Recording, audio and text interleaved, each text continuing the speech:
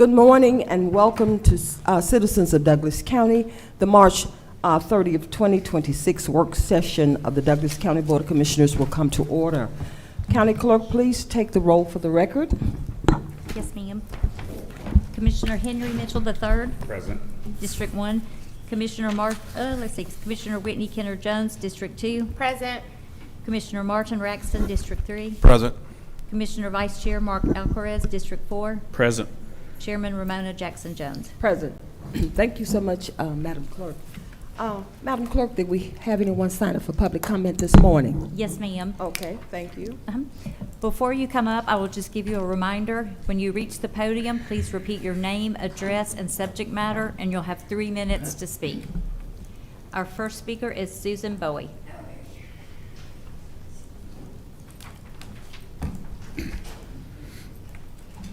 Good morning. Good morning. Thank you for letting me speak today. I'm Susan Bowie, 2935 Flowers Drive, Douglasville, Georgia. Over 30 years.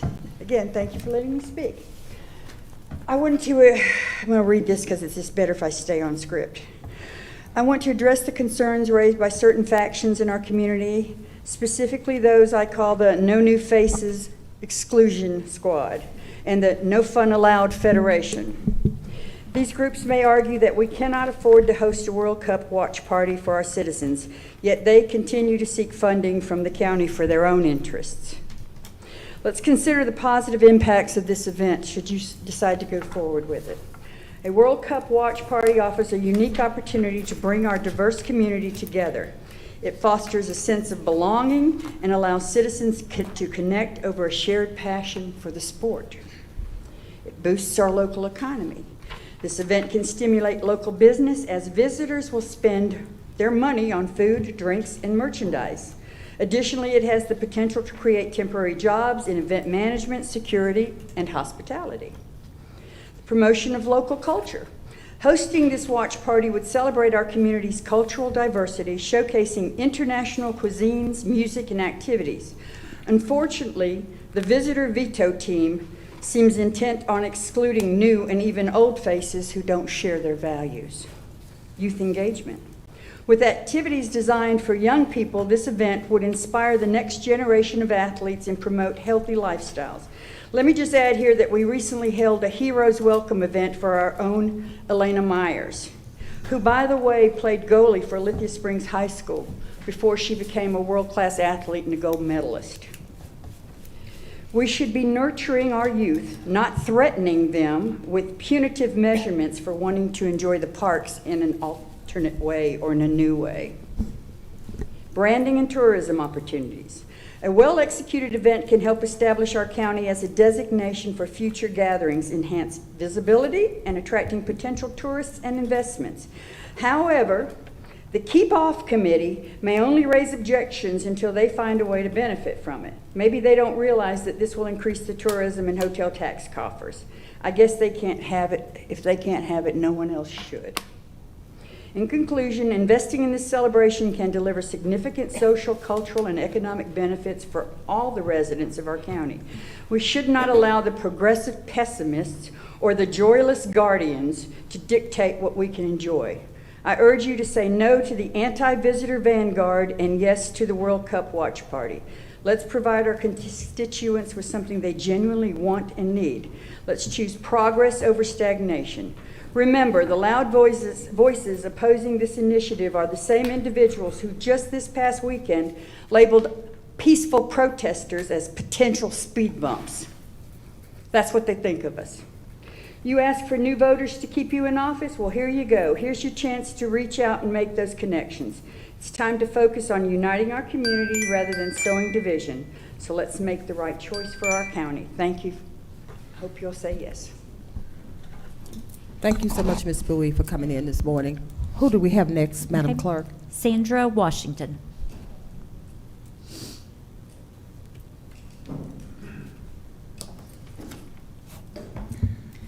Good morning, Commissioners.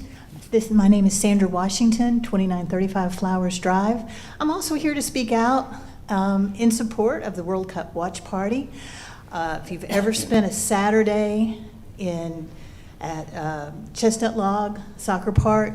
You see all the families there supporting their children, boys and girls, playing all the games, and you've got grandparents and all the families there, because soccer is such a game that people of all ages and all females can participate in, and it's a joy around the world. And this is something that we can bring to our city, our county, and have people come together and have something for families to do that's accessible to everybody.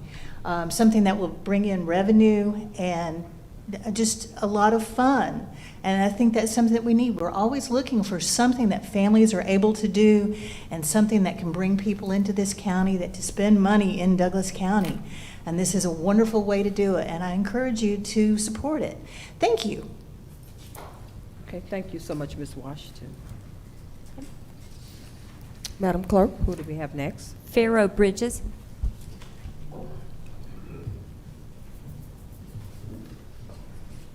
Thank you. Good morning, Chairman. Good morning. Good morning, Board. My name is Pharaoh Bridges. My name is Pharaoh Bridges. My address is 1023 Abercorn Way, and I'm here to speak favorably on item 20 on the agenda. The 2026 FIFA World Cup represents a once-in-a-generation global event, connecting communities across the world through a shared experience in sport and culture. For Douglas County, the proposed watch parties at Boundary Waters reflect the thoughtful and appropriate use of existing hotel motel tax dollars, keyword existing, which are already designated to support tourism and promote economic activity.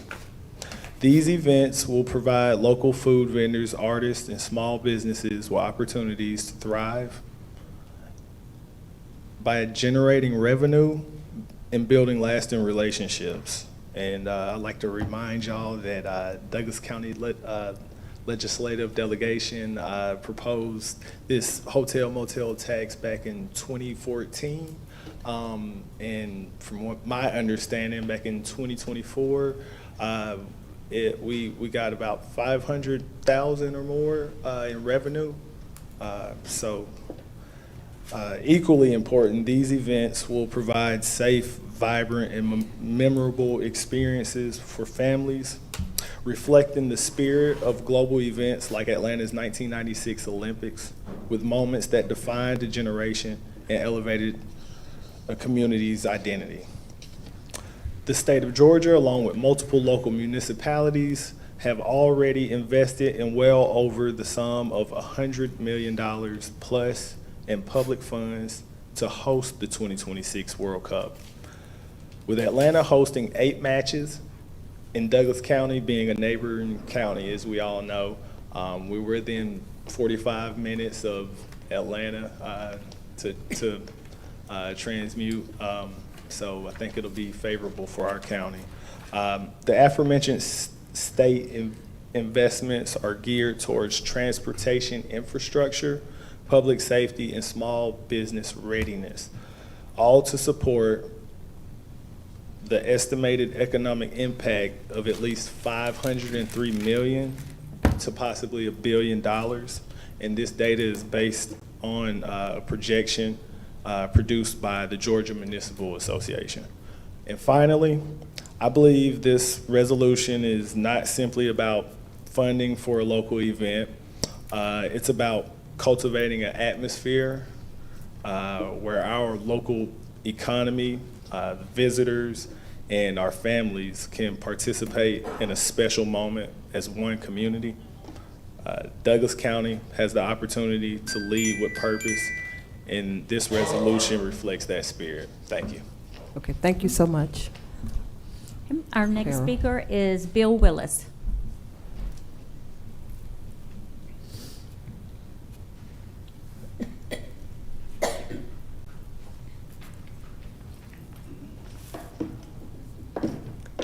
Good morning. Excuse me.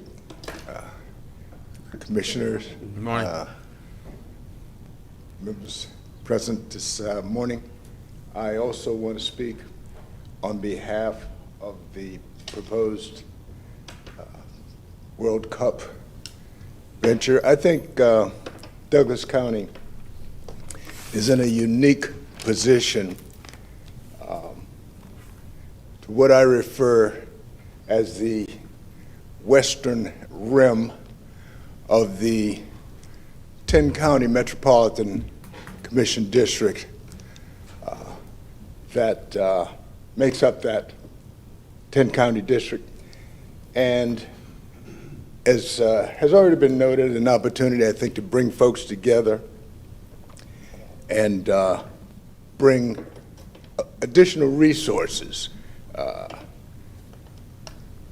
individuals,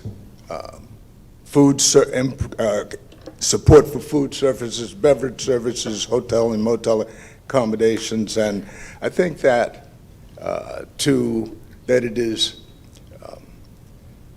presumptuous to assume that the funds from motel and hotel taxes should only be used to support a museum or some other facility rather than, again, using it to promote the World Cup. And I think that that's in keeping with the legacy established by the Olympics, '96, the World Series, the Super Bowl, and other kinds of major events that bring residents, that bring commuters, that bring visitors and resources and dollars to Douglas County.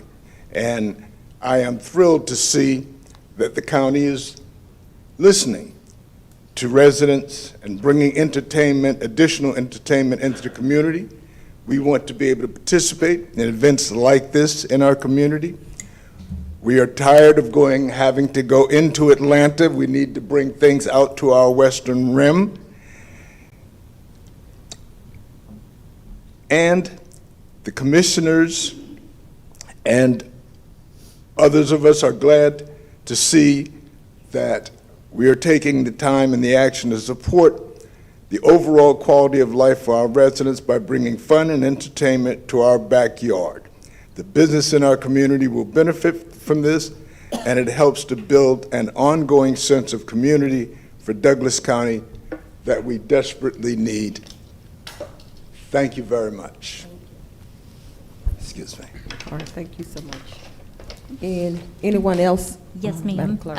Our next speaker is Lori Rowell.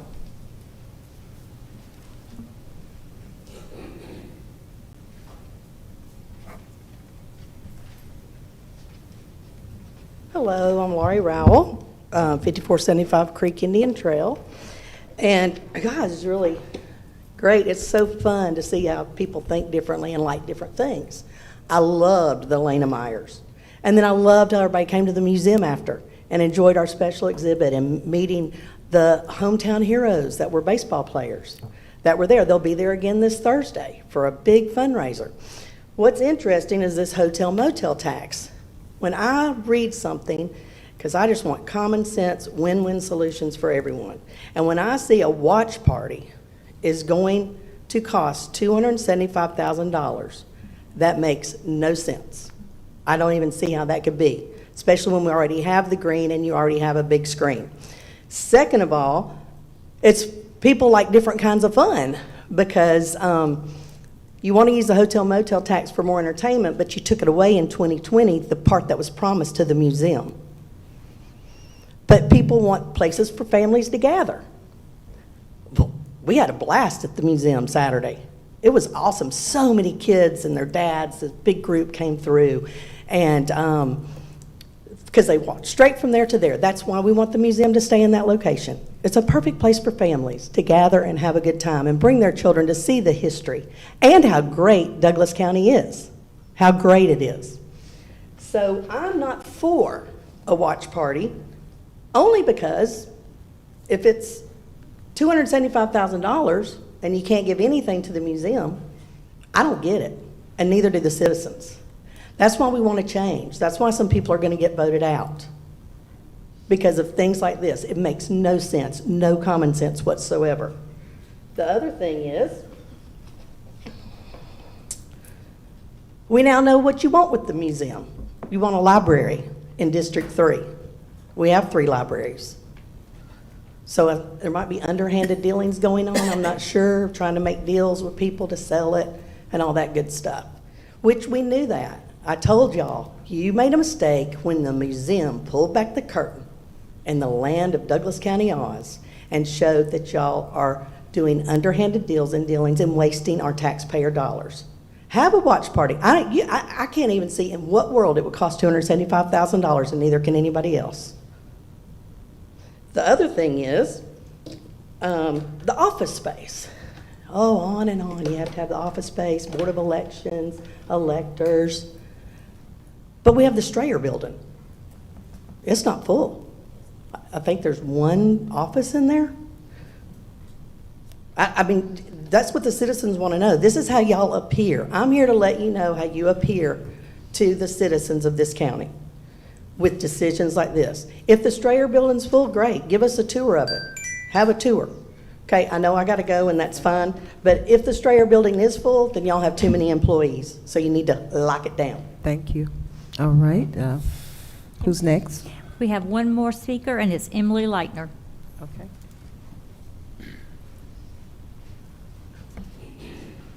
Good morning, Emily Leitner, 8652 Campbellton Street. Good morning, Commissioners, County Administration, and citizens. Thank you for allowing me to be here to speak with you today. As we are wrapping up March, the Cultural Arts Council wanted to provide a brief update on our past events and upcoming events. So the Cultural Arts Council is excited to say that we've been celebrating our 40th anniversary this year, a major milestone highlighting 4 decades of supporting arts and culture in our community. We're bringing March to a close with our annual Beer and Wine Festival that happened last weekend. It was a great success. We received very positive feedback, and residents truly appreciated having a high-quality event locally without needing to travel to Atlanta. In addition, we held a Mad Hatter's Tea Party in March, bringing in students to meet the wonderful characters from Alice in Wonderland, promoting literacy throughout our community, partnering with the Bookmobile with the West Georgia Regional Library. We have our Spring Break Arts Camp coming up next week. Again, we're able to offer scholarships to students in need. And then our big fundraising event as a nonprofit organization is the Taste of Douglasville coming up on May 16th, which is one of our key fundraisers and one of our community's favorite events, bringing over 12,000 people from 17 states and 59 Georgia cities. Our exhibit coming up, we just ended Youth Art Month. We're bringing in our new exhibit called In Tandem in partnership with the University of West Georgia. With that, we'll be showcasing local artist talent from students to alumni and professors. This will bring in community engagement and partnerships with our schools. So the CAC was also able to help with assisting FIFA World Cup watch party efforts, helping recruit small businesses, artists, and food vendors to participate and represent Douglas County. It's events like all of these that I've mentioned today that are important because they create opportunities to gain exposure to our businesses, our artists, grow their audiences, expand awareness of diverse cultures, and drive tourism and increase sales for them. Our artists and our small businesses truly appreciate this.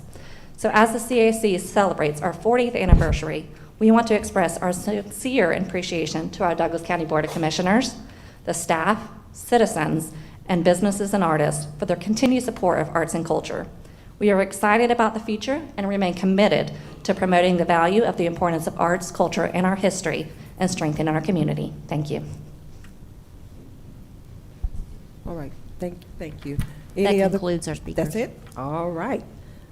Board of Commissioners, and first of all, citizens, thank you for coming in today, sharing your concerns. And I'm going to move on to the next item, which is we have a presentation. We have a presentation, a FIFA World Cup committee presentation this morning, and Commissioner Kenner Jones will be presenting. Thank you, Madam Chair.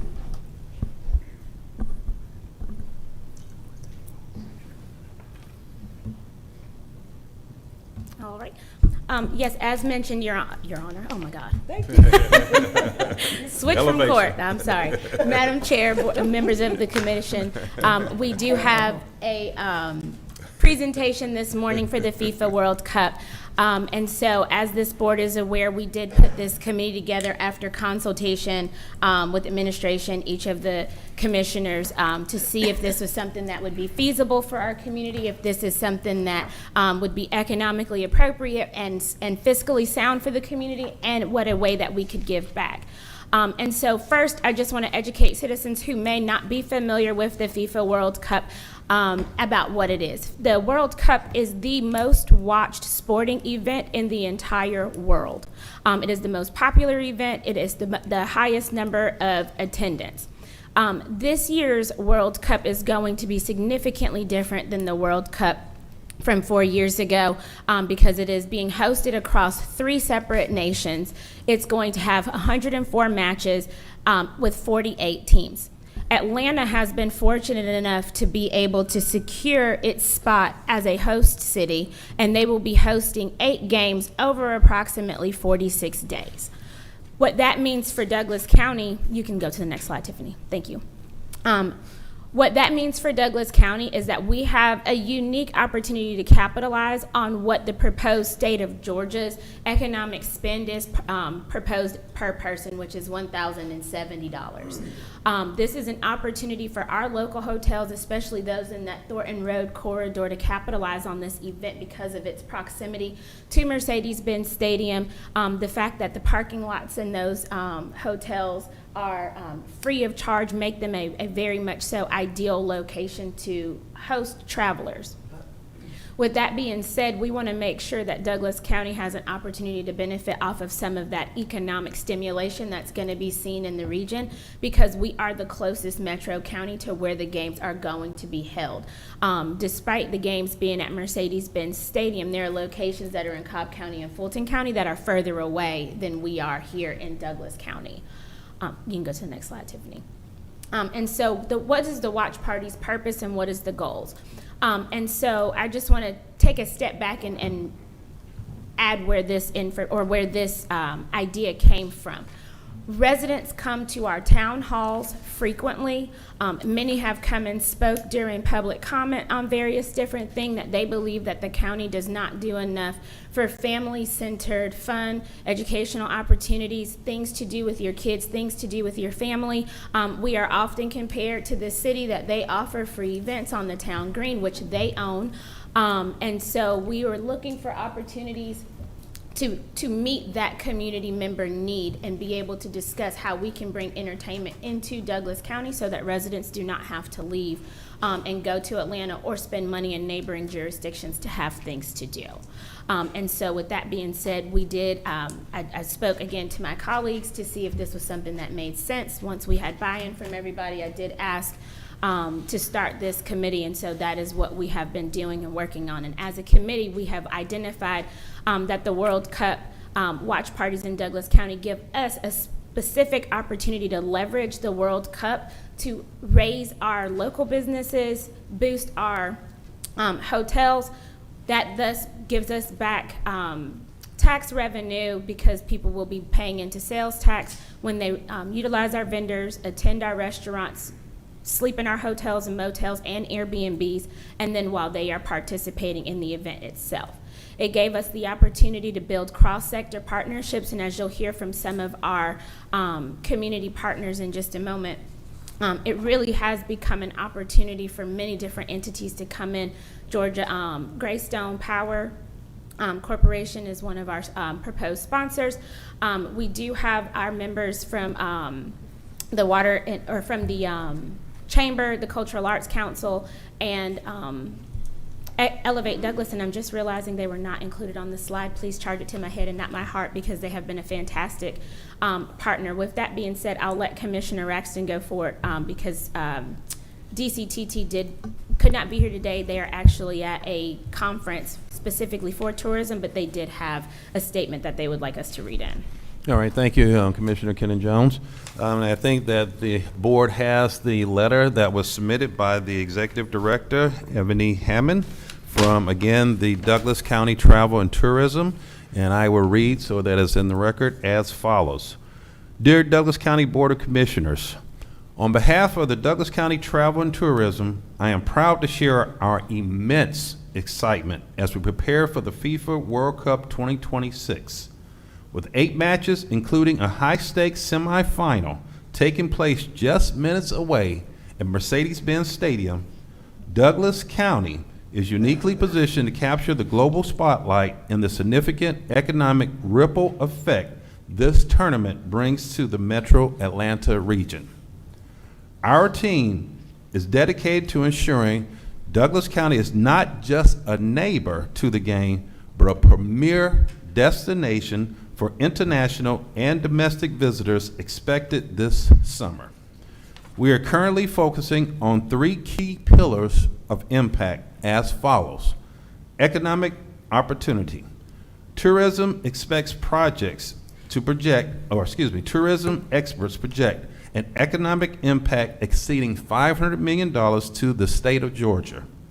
DCTT is working closely with our local hotels to maximize their share of visitor spending with an estimate at $300 to $500 per person per day.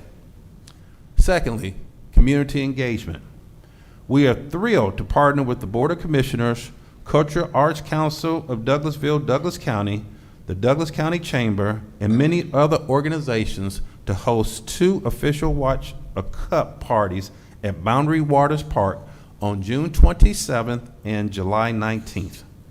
These events will bring our residents, Douglas County residents, together to celebrate global culture while showcasing local vendors and performers on a regional stage.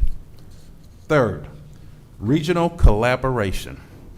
We are collaborating with state partners and neighboring counties to ensure that Douglas County is prominently featured in discussions surrounding the FIFA World Cup 2026.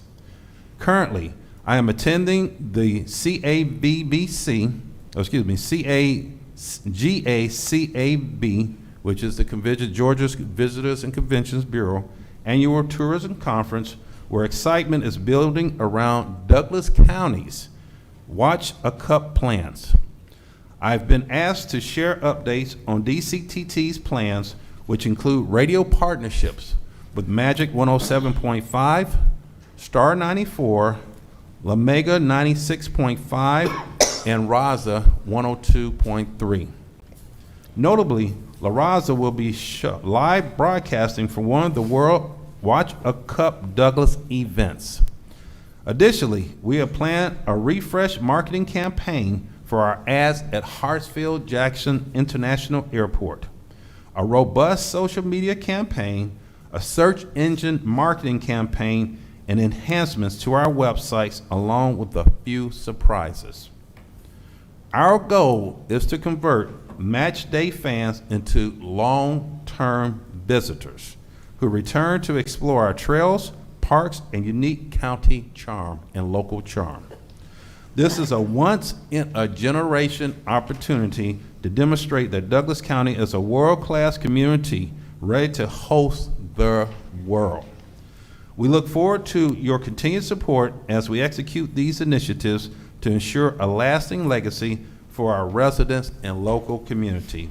Again, respectfully submitted, Ebony Hammonds, Executive Director of the Douglas County Travel and Tourism.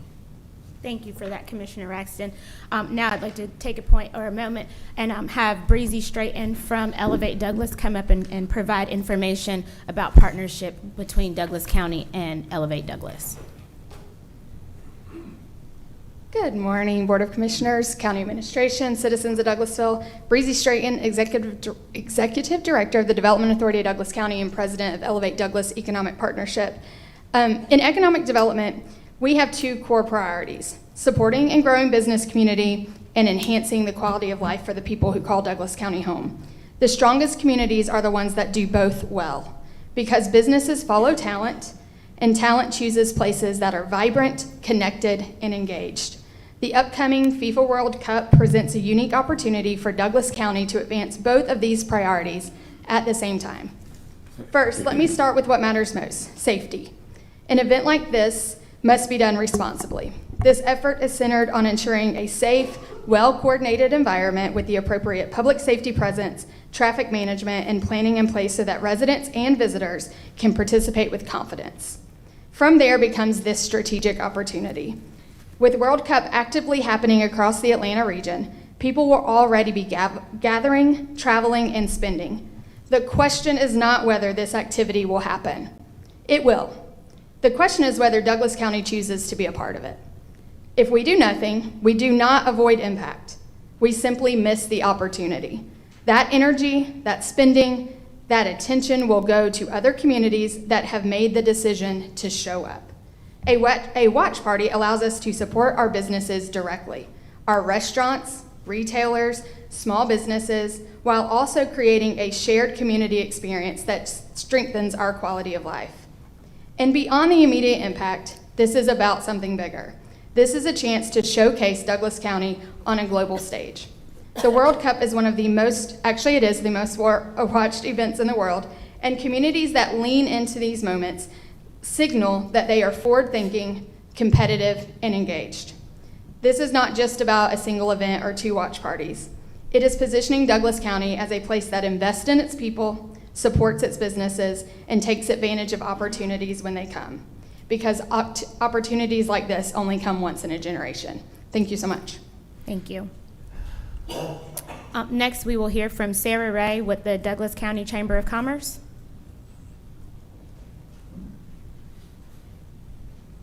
Good morning, everyone. Sarah Ray, President and CEO of the Douglas County Chamber.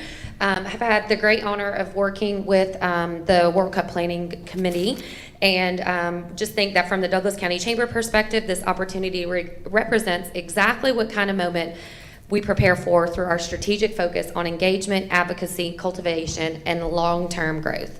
First, as everyone else has mentioned, it's an economic driver. Opportunities like this present increased visitation, spending, and visibility to our region. That translates directly into revenue for our local businesses, from the hospitality and retail to transportation and service providers. It's not just a short-term boost, it is a chance to position Douglas County as a destination for future investment. Second is about regional positioning. Being a part of a larger regional moment elevates our community's profile. It allows us to showcase Douglas County as a place where businesses can locate, grow, and thrive. We're not just participating, or we're telling our story to a broader audience. Third, it creates a platform to engage our business community. And as you know from Chamber, that's a huge important component for us. We have real opportunity to connect our investors, resources, partnerships, and new customers. Whether it's through programming events or direct business connections, this opportunity to ensure our businesses are not just aware, but are actively benefiting. Fourth, this is where we advocate. It is critical to Douglas County has a seat at the table in conversations around infrastructure, transportation, and public safety and funding. We'll continue to work with our partners to ensure our community is prepared, supported, and prioritized. Fifth, and this is the last one, we have the opportunity to cultivate talent and readiness. It's about preparing our workforce, strengthening our small businesses, and ensuring our community can meet the demand and deliver exceptional experience. Through our partnerships and programming, we can help businesses scale and succeed. Finally, it's how we thrive in the long term. The real success is not just during the moment, it is what comes after. Increased awareness, stronger partnerships, and a more connected business ecosystem positions Douglas for sustained growth and well beyond this opportunity. At the Chamber, our role is to make sure our businesses are ready, our community is represented, and that we maximize every benefit this opportunity can bring. This is more than an event or a moment, this is a catalyst for our community. So thank you guys, and happy to answer any questions. Thank you. And lastly, from community partners, we're going to have Emily Leitner come back up briefly.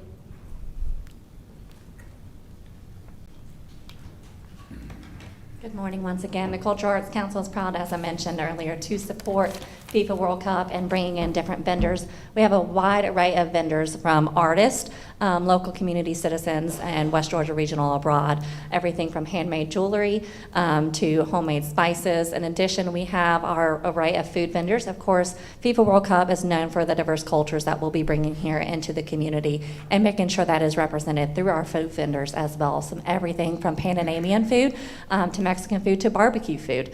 So we are excited to have that diverse represented here. And of course, we couldn't do without the great support of our sponsors like Elevate Douglas, Greystone Power Corporation, and many others. So thank you for providing this opportunity. As for small businesses and local artists, this provides, as mentioned, a great awareness to their business, to their attractions, what they serve and what they have to offer, and sometimes you never know what kind of impact you'll make on a small business. So thank you again. Thank you. Tiffany, you can advance the slides. So with that being said, we want to make sure that the event is set up right and that it is set up properly so that people can come and enjoy this event, that we can make the economic benefit for our community, but also make sure that we can have good, safe, family, fun-centered opportunities.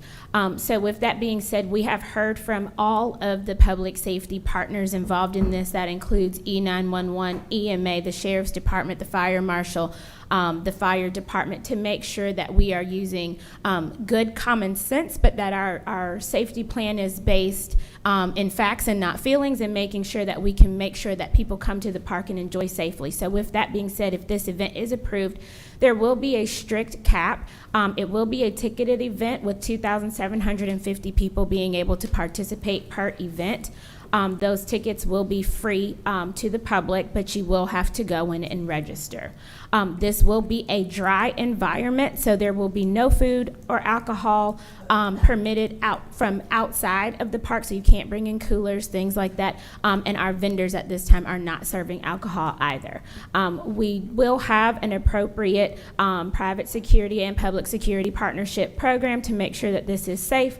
We will be using all of the technology enhancements that are available to us for screening and monitoring the event and making sure that we keep ourselves safe. And then we do plan on having neighborhood protections through traffic patrols and making sure that there's appropriate signage so that people are not trying to park in the adjacent neighboring communities. Next slide. So what will be happening at the event? Again, we want to make sure that this is a fun, family-centered opportunity for individuals to be able to come and enjoy. So the main portion of the event will include 2 screens, so that regardless of which end of the park you are on, you will be able to freely watch both games. We will have live entertainment, so there will be a band to keep the tempo going during times where they may be at halftime or things like that. We got amazing feedback from Douglas County Parks and Rec's Legacy on Ice event in terms of the vendors that were used there, and that people wanted to see kind of some of the same games. So there was a zip line involved, things for adults to do like axe throwing in a controlled environment. There will be a professional soccer player lined up to host mini games to play with the children, and so it should be a very fun, festive carnival type setup.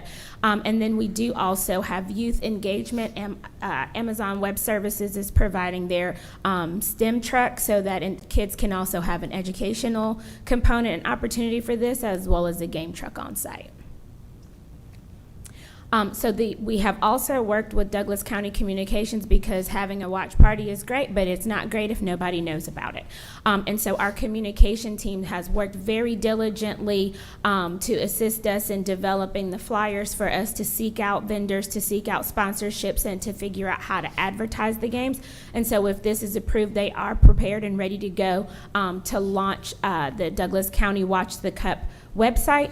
And this is a sample mock-up from the web page. They have done an absolutely phenomenal job making sure that Douglas County can brand this opportunity as an economic stimulator for this community.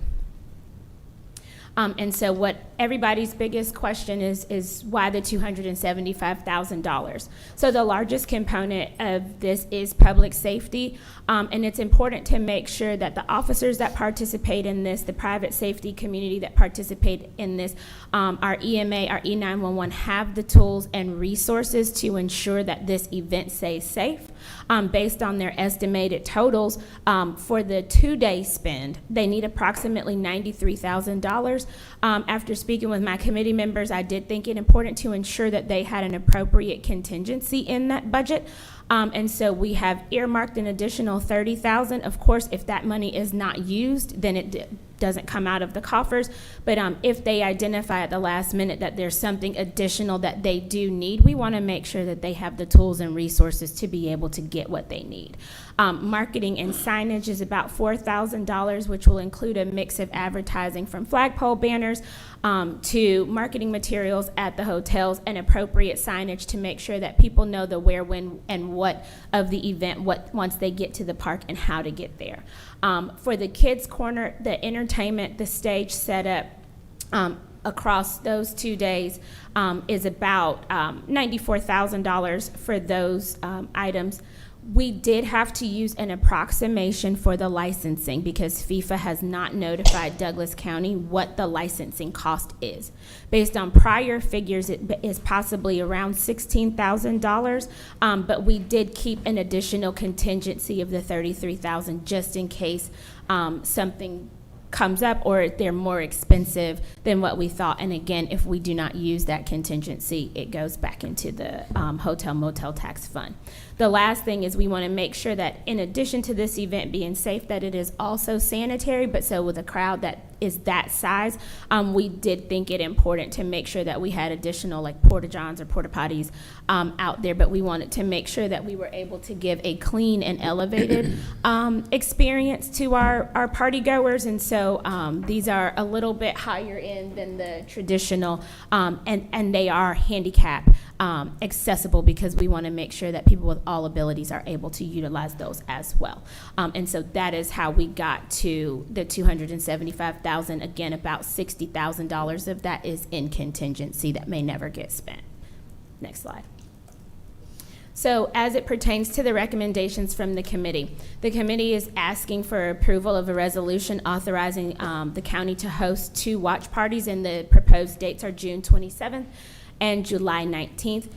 Those are scheduled to occur at Boundary Waters Recreational Center in connection with the FIFA World Cup. So those are dates that games are going live, specifically in Atlanta. And just to reiterate, we did have an opportunity to have the Atlanta CVB come and present as to why the partnerships with local counties and local municipalities is important, because they don't want a bottleneck effect, because that creates safety issues and concerns in the Atlanta metro area. There is direct impact to Douglas County from that, as I-20 runs through here. We're the busiest highway. And I think through Douglas County is one of the busiest access points on I-20. So we want to make sure that people have diversionary areas that they can go to and still feel like they're a part of the game, but not be fighting to get into Atlanta. We are asking for approval of the budget not to exceed $275,000. And again, that does include about $60,000 in contingencies to make sure that we are able to meet any public safety need that might arise during these games. We would also be requesting approval to launch appropriate website and social media campaign and ticketing website as soon as the FIFA licensure is received. I appreciate it. And then with that, Madam Chair, I do have an agenda amendment, but we can address that once you get to that. Thank you. All right. All right. Thank you so much for your presentation, Commissioner Kenner-Jones. Board of Commissioners, we have any questions or remarks or concerns? Any questions? Okay. I do. Okay. Vice Chair Alcaraz, you have the floor. And of course, I'll speak to my colleague, Commissioner Kenner-Jones. I just noticed that it stated ticketing website and tickets. So is there a cost of those tickets, or? So the tickets will not be for charge. FIFA is requesting that, or encouraging communities to keep this as a free event. The reason that FIFA originally started to offer FanFest licensing was because they recognized that everybody's not in an economic position to be able to afford to go and experience the games in person. And so the idea is that you would generate enough revenue in either your hotel motel spend, in your food and beverage spend, and sales tax to recoup whatever the community puts out, so that you are able to offer this event for free to your residents. We would use Eventbrite, and because it is a community event, there is not a fee associated with that. Okay.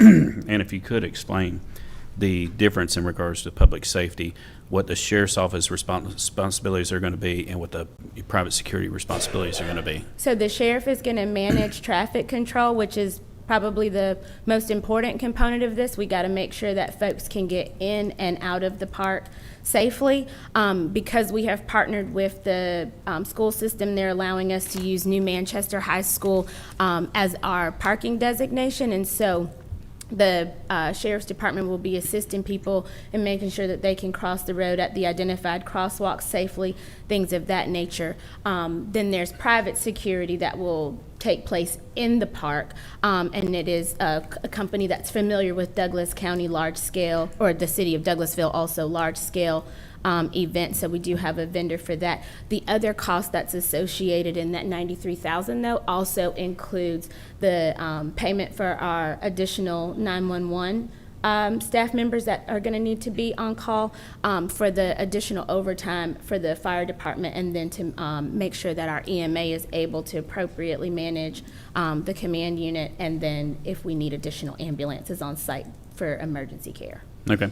And that private security firm, will they be going through, will there be metal detectors people have to go through? Yes, there will be metal detectors that people will have to go through.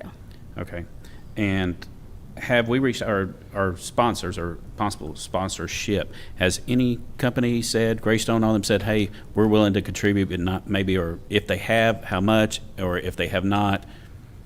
What's the plan on trying to get some of those funding? Sponsors are doing in-kind, so we do have, like the Water and Sewer Authority and the Public Health Department are providing like the hand sanitizer stations and the cooling stations to make sure that people are cool, but we do also have sponsorships in probably a little bit over $6,000, $7,000, somewhere around there, where people are actually given financial contributions. Okay. All right. I yield back, Madam Chair. Okay, thank you. Any other questions? For Commissioner Mitchell, you have the floor. Just a couple. Let's see here. So, what would be the rain date if something kind of goes left? It's a rain or shine event. Got it. So no rain date. And if I heard it correctly, we don't have the license for FIFA or the World Cup. We're working on that. Yes, so the application has been submitted. There are, I think, 7 or 8 other jurisdictions in the Atlanta metro area that have also applied. To my knowledge, only one has actually received their license. Douglas County is on track. Our application has been flagged as completed, and a lot of the other jurisdictions are still in review. And so our last correspondence was that they were reviewing the last of our vendor information. Because of how it is set up, we can't have any vendors whose branded materials conflict with official FIFA sponsor materials. So everything has to be Coca-Cola if it's on a drink, or if there's a hardware, it has to be associated with Home Depot. And so I guess the review process to make sure that we don't have conflicting branding or marketing just takes a little bit longer. Absolutely. I know that's where it gets a little tough and tricky. But what happens in the event that we don't get it, though? You guys going to move? If we don't get it, we would cancel the event. We would notify the sponsors. We would return their funding, and we would probably just not have it. Or we would have the opportunity to come back to you all and say, can we just make this a Fun Day Fest travel and tourism situation, and we would not be able to stream the game. And I think that would be a good idea to but I'm just asking for for the knowledge of the general public, and just so there is a plan B. Yes. So, okay. Have we worked out, because 275 it's a lot, and I'm assuming all of that is coming out of our side of the hotel motel tax. Correct. Okay. And with that, the bulk, I don't know if you know this, David, what's the actual annual piece of what we normally get out of on our side of the hotel motel tax, not the DCTT? It's roughly about $350, I think it is. Or something. It is. It's approximately about $350 a year is the excess. Right. And I'm assuming we're trying to take that portion of the $350 annually of $275 to use it at that's the most you guys are trying to at least to spend. Correct. To use it, all of those funds for that. Okay. And I just want to be clear that is the left over. There's still hotel motel tax that is earmarked for community organizations in the amount of $500,000. So this will not impact any of the other The community existing, right, the that are existing coming. 501c3s that we. Correct. That we deal with. Okay. But again, but those portions, and I don't, did we lose Tiffany? Oh, there you go. Tiffany, if you could come up, Tim. Yeah. Please. And not truly a question, but those funds that we use on our side of the hotel motel tax are used with those 501c3s that we kind of run through a list of 501c3s, organizations, or whatever that is, and kind of portion those portions out, even though there's a surplus of monies. And that's kind of what we do with those funds. Yes, so Okay. traditionally, that is how we have done it up until this year. This year, we're doing a little bit different with our community service provider program. Actually, the review committee just finished going over all the applications that we had submitted for that program on Friday. And so we should have all of the recommendations back from the committee to move forward to our next step, which would be county administration office going through the recommendations and then bringing forth to the Board of Commissioners the applications and information for you all to make the final decision on what we're doing with those funds. But some portion of those hotel motel tax funds are being used to fund community organizations. Right, and kind of that's what we do with those funds. That is correct. Right, okay, thank you. And with that, even though we've got a surplus, but those funds will be affected. And I guess the other question, you talked about security, and just so we're clear on the security, the sheriff is doing traffic, but you've got a security detail to whomever else outside of the sheriff. And is there a reason why the sheriff didn't commit to it totally, I guess, or just? The sheriff's department doesn't have the capacity to not partner with another entity to provide this, much like the city of Douglasville's police department partners with a security company to manage the events at the amphitheater. They simply don't have the budget or the personnel to be able to do that. Right. More, that's probably the budget more than anything, because it'll probably blow out their overtime and or detailed on that though. And what about the fire and EMS? I don't remember the number, 90,000, I think it was 93. Is that a part of that? Yes.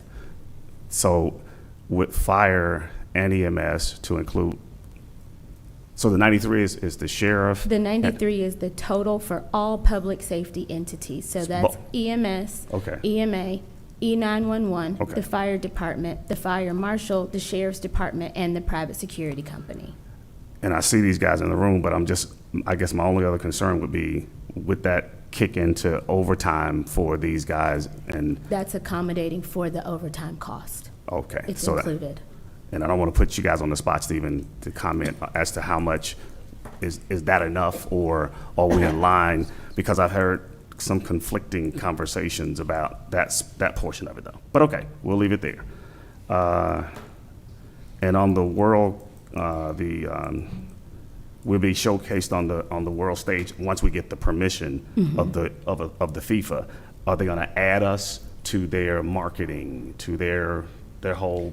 That will give us permission to do our own branding and marketing, and that will be handled and covered through DCTT. Right. So we'll be included on the list of like official licensed watch party events. Right. But FIFA's not going to go and market Douglas County. Is Got it. that what you're asking? Yes, that's what Okay. that's what I was alluding to. Yeah, our But no. destination marketing and tourism entity, DCTT, will do that, but we will be a part of the list of licensed events. Got it. Okay.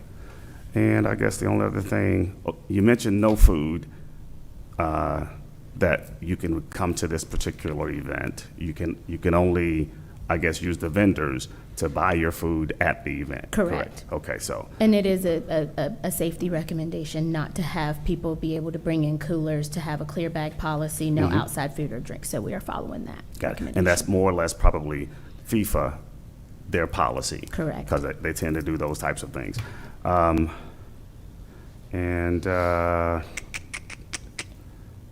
Okay. Oh, and the watch party the site that you mentioned, the website, and that whole structure. Can you kind of go over that one more time? So I was kind of, it went by me pretty quickly. So, Tiffany, can we get you to roll back to that slide, please? Sorry, dear.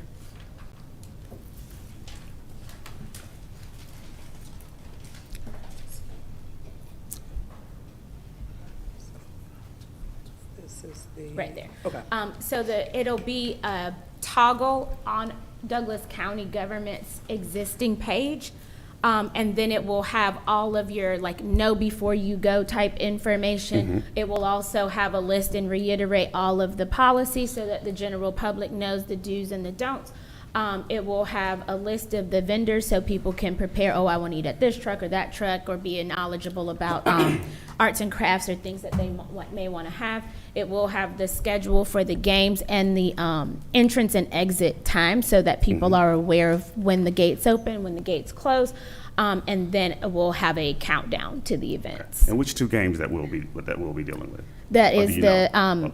June 27th is Uzbekistan against whomever makes it to that round of playoffs. It hasn't been announced yet. And then the last game is the final World Cup game. So it will be the top two teams.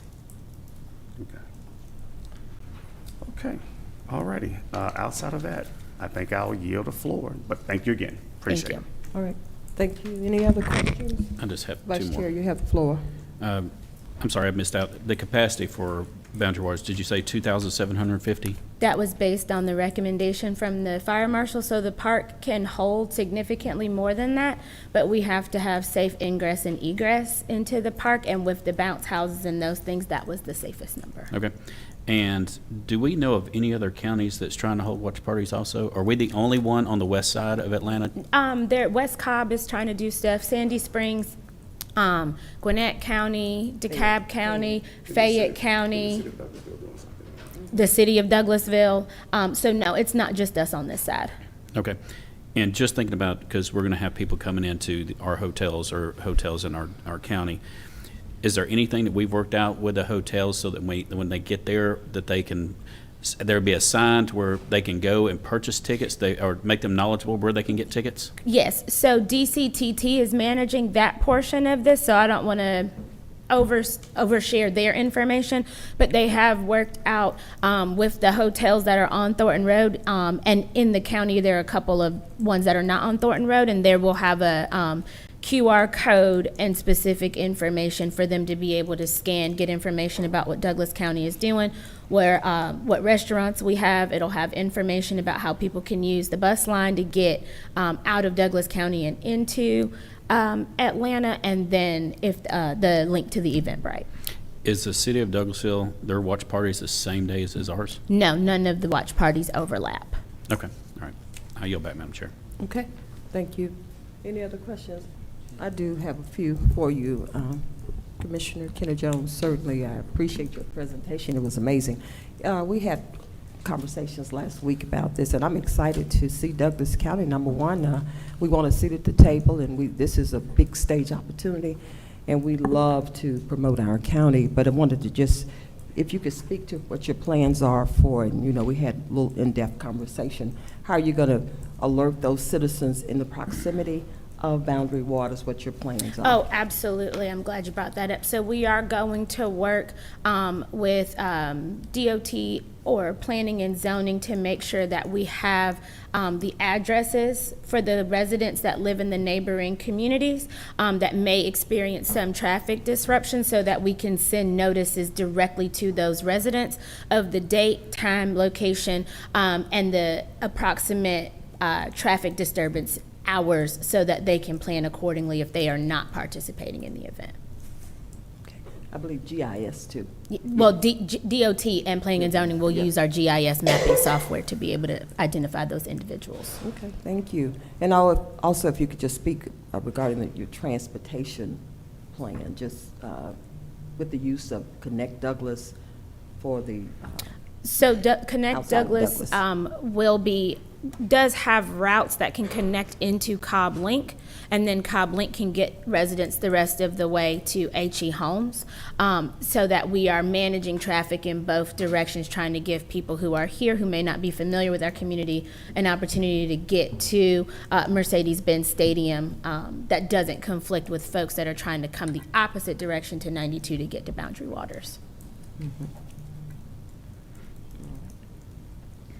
I see some eyes on this side. I did have another question. Okay. Go finish it. You finish. Oh, Go ahead, okay. finish. And if we could just speak regarding, I had some in-depth conversations with you about public safety, not public safety, I'm sorry, public health. So we will have, as we mentioned during the presentation, Public Health Department is providing cooling stations and hand sanitizer stations. We did hear you, Madam Chair. We did include in that budget the nicer porta potties so that it's a clean facility, so that we don't have any sanitation issues in that regard. And then, of course, for the volunteers and the public safety entities, we will have hospitality tents to make sure that they have a way to cool off, get something to eat before they go back on their next shifts. And also, I believe we talked about, from an E911 perspective, a MASH type unit with, you have some nurses Yes, and but we physicians can't on board. Would you discuss have that as part of the public okay. safety Let me be plan. quiet. All right, well, I'm going to yield the floor to you, Commissioner Mitchell. Yeah, just one last question. You mentioned about there's a cost for the vendors, correct? A cost for the vendors to be a part of it, or is They're that paying to come. right? Or is it in kind? I think you mentioned kind of both ways. So There's two different Okay. things that happen. And so we have vendors who have filled out an application because we needed to go through a process of making sure that they are appropriately licensed, that they have their sanitation information up to date so that they can be appropriate vendors. Those individuals are paying a fee to come and participate in this event. And those vendor slots are sold out. And that includes a variety of food vendors and then our local crafts vendors. So people that maybe sell, handmade jewelry, stuff like that, so that they can come and sell their goods. The other vendors are the in-kind, which is like Public Health Department bringing the hand wash and sanitation stations, cooling stations. We are not charging them for that. They are donating those to us for that use. got it. And the ones that are paying a fee, will those fees be offsetting the 275? Yes. Or so and do you have an estimate, since you've already sold those out without the license? We until the partnered license? with the Cultural Arts Council. That was the MOU that we approved previously, and so she would have those Right. numbers. To kind of, I'm trying to get a gauge of, because it just, the cost is which I would have liked to have been a huge, get a better understanding of kind of how we're going to offset this versus, because I think it's enlightening and it's engaging to understand that we could be potentially part of a huge platform like I think people are focusing on the $275,000, but even if we use the most conservative estimate from the state of Georgia, it's $500 million in revenue. Even if Douglas County only got 1/2 of that revenue, that's $2.5 million. It far exceeds the cost to put the event on. Right. But I'm only, my focus, I get that part of it. My focus is on the cost and how do I offset the cost. Not that it's important to understand that we want to bring this type of an event to the forefront on top of being a part of the world stage of that caliber. I think that's really great. But I'm trying to understand and get really my head around this 275 as a number that we've got to look at. Now, it's going to be offset by if those individuals come to our county, if those individuals come in, eat at our restaurants and our hotels. There's a huge economic impact that I think will be great. But I think when I look at the 275, I still got to work out the 275 as to where that number comes from and how do we offset that. Meaning, hypothetically, if there was a charge which you can't charge for the tickets for them to come in to the event, and the event costs, and I'm just making these numbers up, $20 for a ticket times how many 270,000 people, blah blah blah, then that could at least give me the comfortability to say to the general public that I'm going to spend $275 for a watch party that's going to be offset by 1/3 or 2/3 of that. Just making it up numbers. It's good to note that Emily is a part of the CAC, that she's actually got vendors that are a part of this, which will offset some of this cost. I would just kind of would like to have an idea, kind of what that number looks like. I don't know if you want to speak to that, Emily, to say it'll be a third of the cost. It could be zero of the cost. I mean, you know. Yeah, so it's important for our vendors to be able to have something that's affordable for our small business I and local understand. artists. Right.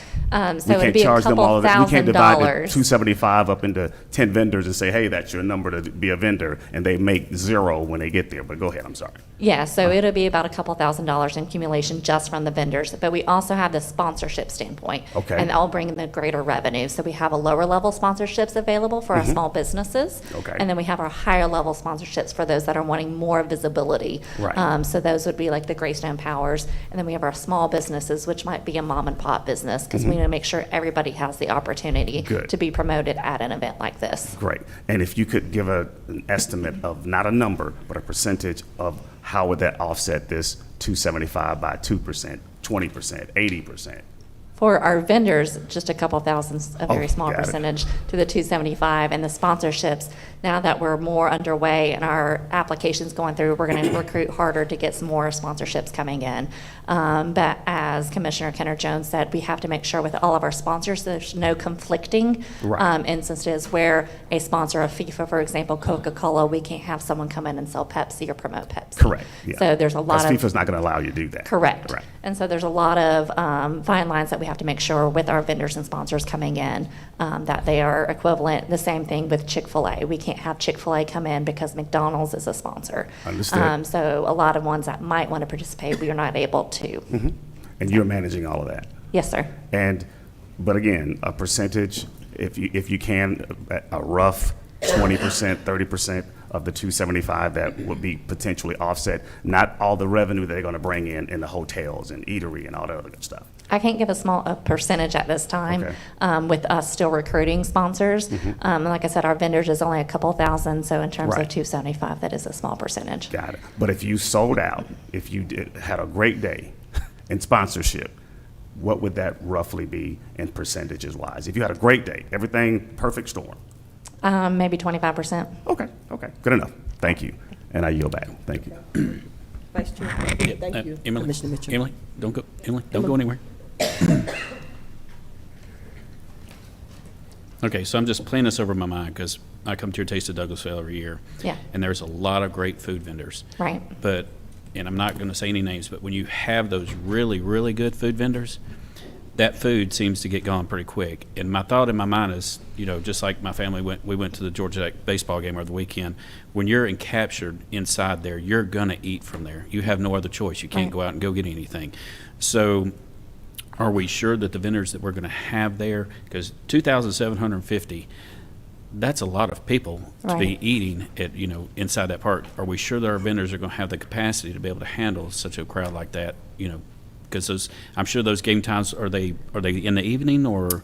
The Saturday game is an evening game. The Sunday game is an afternoon game. Okay, so that evening game, people are going to eat there. They're going to come there. Some probably going to eat before they get there, but then during that whole process, you smell the popcorn or whatever, you're going to eat there. Are we sure that they're going to be able to handle that type of a crowd? The amount of vendors that we have coming to our food trucks or whomever. That's an excellent question, because one of the most important things is we want our vendors to not just to sell out, but we want them to succeed their expectations of an Right. event. And that's with any event.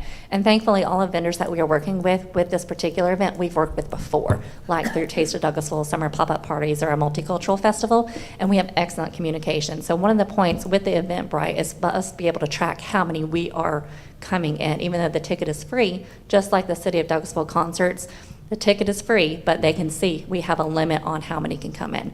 So as we get closer to the game, we give updates to our food vendors. This is the number we are looking at, and this is what you need to plan for. So hypothetically, and probably will not happen, but if we only sold 50, hey, we don't need you to prepare for 2,000 people. You only need to prepare for 50. Right. So that's where that communication and the importance of being able to have Eventbrite come in for tickets so we can give better expectations for our food vendors.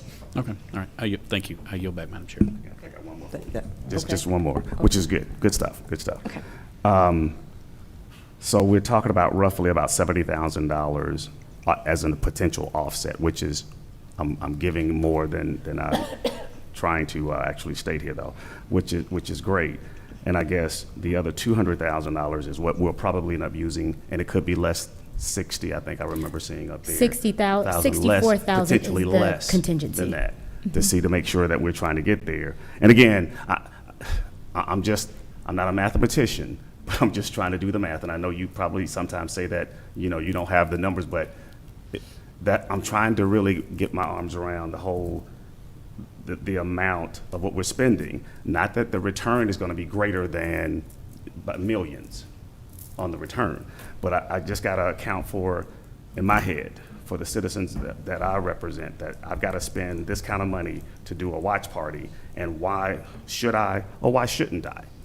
And that's basically it. So, but outside of that, is there any reason why we didn't at least run this by the finance committee that Commissioner Raxton sits on? Well, Commissioner Raxton was on the committee. Right. And so we did have a full committee meeting Okay. that was a finance component. We also had the county administrator at that meeting to be able to put the budget together, and then it just seemed duplicative that we would Got go it. to finance and then also come Got it. before this board, because obviously all of you would have to approve it. Got it. Okay. Thank you very much.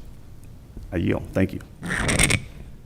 Board, just want us to keep in mind that some of the, and I'm not speaking on the expense side, I'm just thinking about the revenue side. You're going to probably notice the impact, positive impact on that hotel motel, because there should be some excess there. You lost local option sales tax and you splossed. And it takes county administrator, about 60 days before those reports come in after the fact? That's correct, Madam Chair. Okay, so we won't notice anything, so it's hard for Commissioner Kenner Jones to give us anything concrete right now, but we do know, I know those are going to be your 3 pillars of revenue generators: hotel, motel tax, local option sales tax, splost. Anything else, County Administrator, I'm missing? No, I think that's it? about it. Okay, so, but that report comes in about 60 days after, so we should see something. We will provide a presentation, if this is approved, when the event is over and those numbers are in. We do plan on providing a presentation about the revenue that was generated for the county. And I just would like to add, because this is really kind of a kickoff point, the Super Bowl is coming in 2028. Yep. And so if we want to have an opportunity to manage events like that as well, because you also have Super Bowl licensure opportunities where Yep. you can also host and be able to stream those games as well. And so if this seems like something that makes sense, it may be a continued opportunity down the road. And just one other add, so when you do the ticket situation at an Eventbrite, is that you get 1 ticket for a family of 5, or you got to get 5 tickets? You have to get 5 tickets. Okay, so Each individual. individual, even children, because we have to make sure that Will count count. is accurate. Understood. So that way you'll know what's in the park and what's not in the park. And kind of, if they start selling out these tickets, then you'll know exactly how many to have as a vendor, or what the vendor need to cook for or anticipate. Correct. Okay. So each ticket represents a person. Yes. Got it. Thank you. I think Commissioner Alcaraz has Just one. one. You- I'm, okay. I'm sorry, it's just something he said, just kind of just throw. Is there any safeguards in place to where someone cannot go on there and buy 20, 30 tickets, and then, even though it's free, turn right around and try to sell those tickets? I know it's going to be hard to try and track, but I can just see that happening.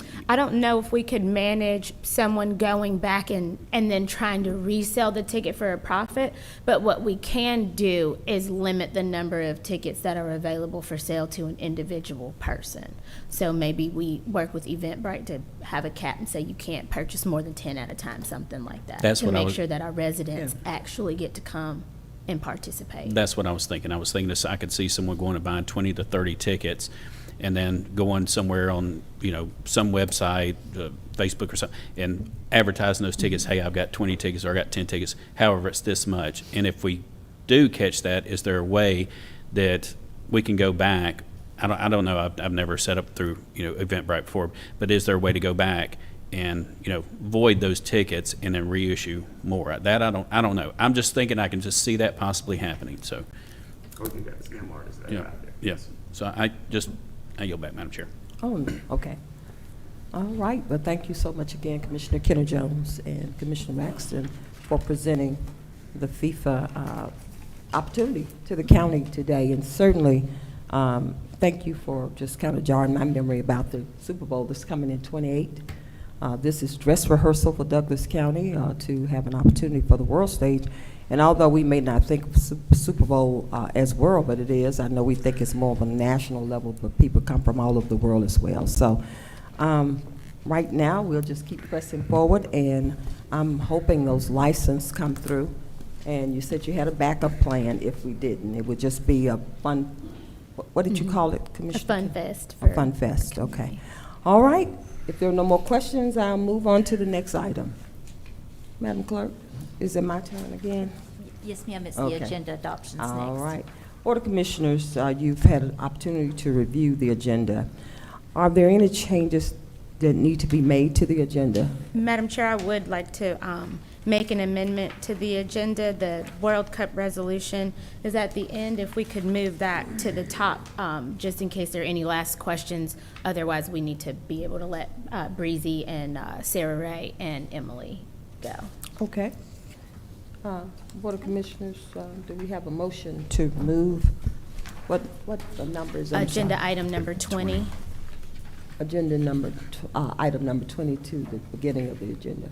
Do we have a motion? So moved. Second. We have a motion and a second. Any discussion, board? We have a motion and a second.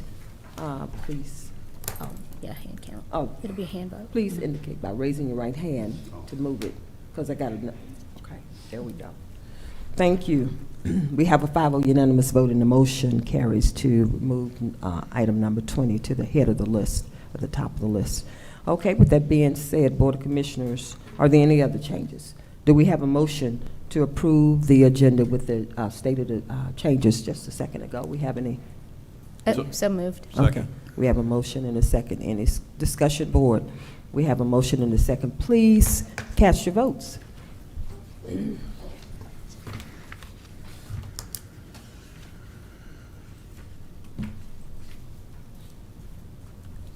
Motion carries 5-0. Okay, thank you. All right, we're going to move into the actual agenda. Board of Commissioners, please, as a reminder, remember that we have 3 minutes to make remarks and 2 minutes for rebuttal. The pollen is not agreeing with my sinuses today, so please forgive me if I sound muffled, but we're going to move right into the agenda. Next on the agenda is the minute meetings. If you all just remember tomorrow, Board of Commissioners, to review those minutes and be prepared to approve accordingly tomorrow. Approve or deny accordingly. Also, Madam Clerk, you have the floor. Okay, thank you, Chairman. The next thing on the agenda is proclamations, and we have 3 for tomorrow. The first one will be proclaiming April as National Safe Digging Month in Douglas County in partnership with Georgia 811. The next one is proclaiming the week of April 19th through the 25th, 2026 as National Crime Victims' Rights Week. The third one is proclamation honoring the life and legacy of former election board member Kevin Lewis Evans.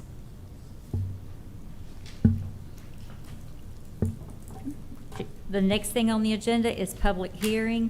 It's approval of a beer and wine alcohol license for off-premises consumption for Patel Winston Market LLC.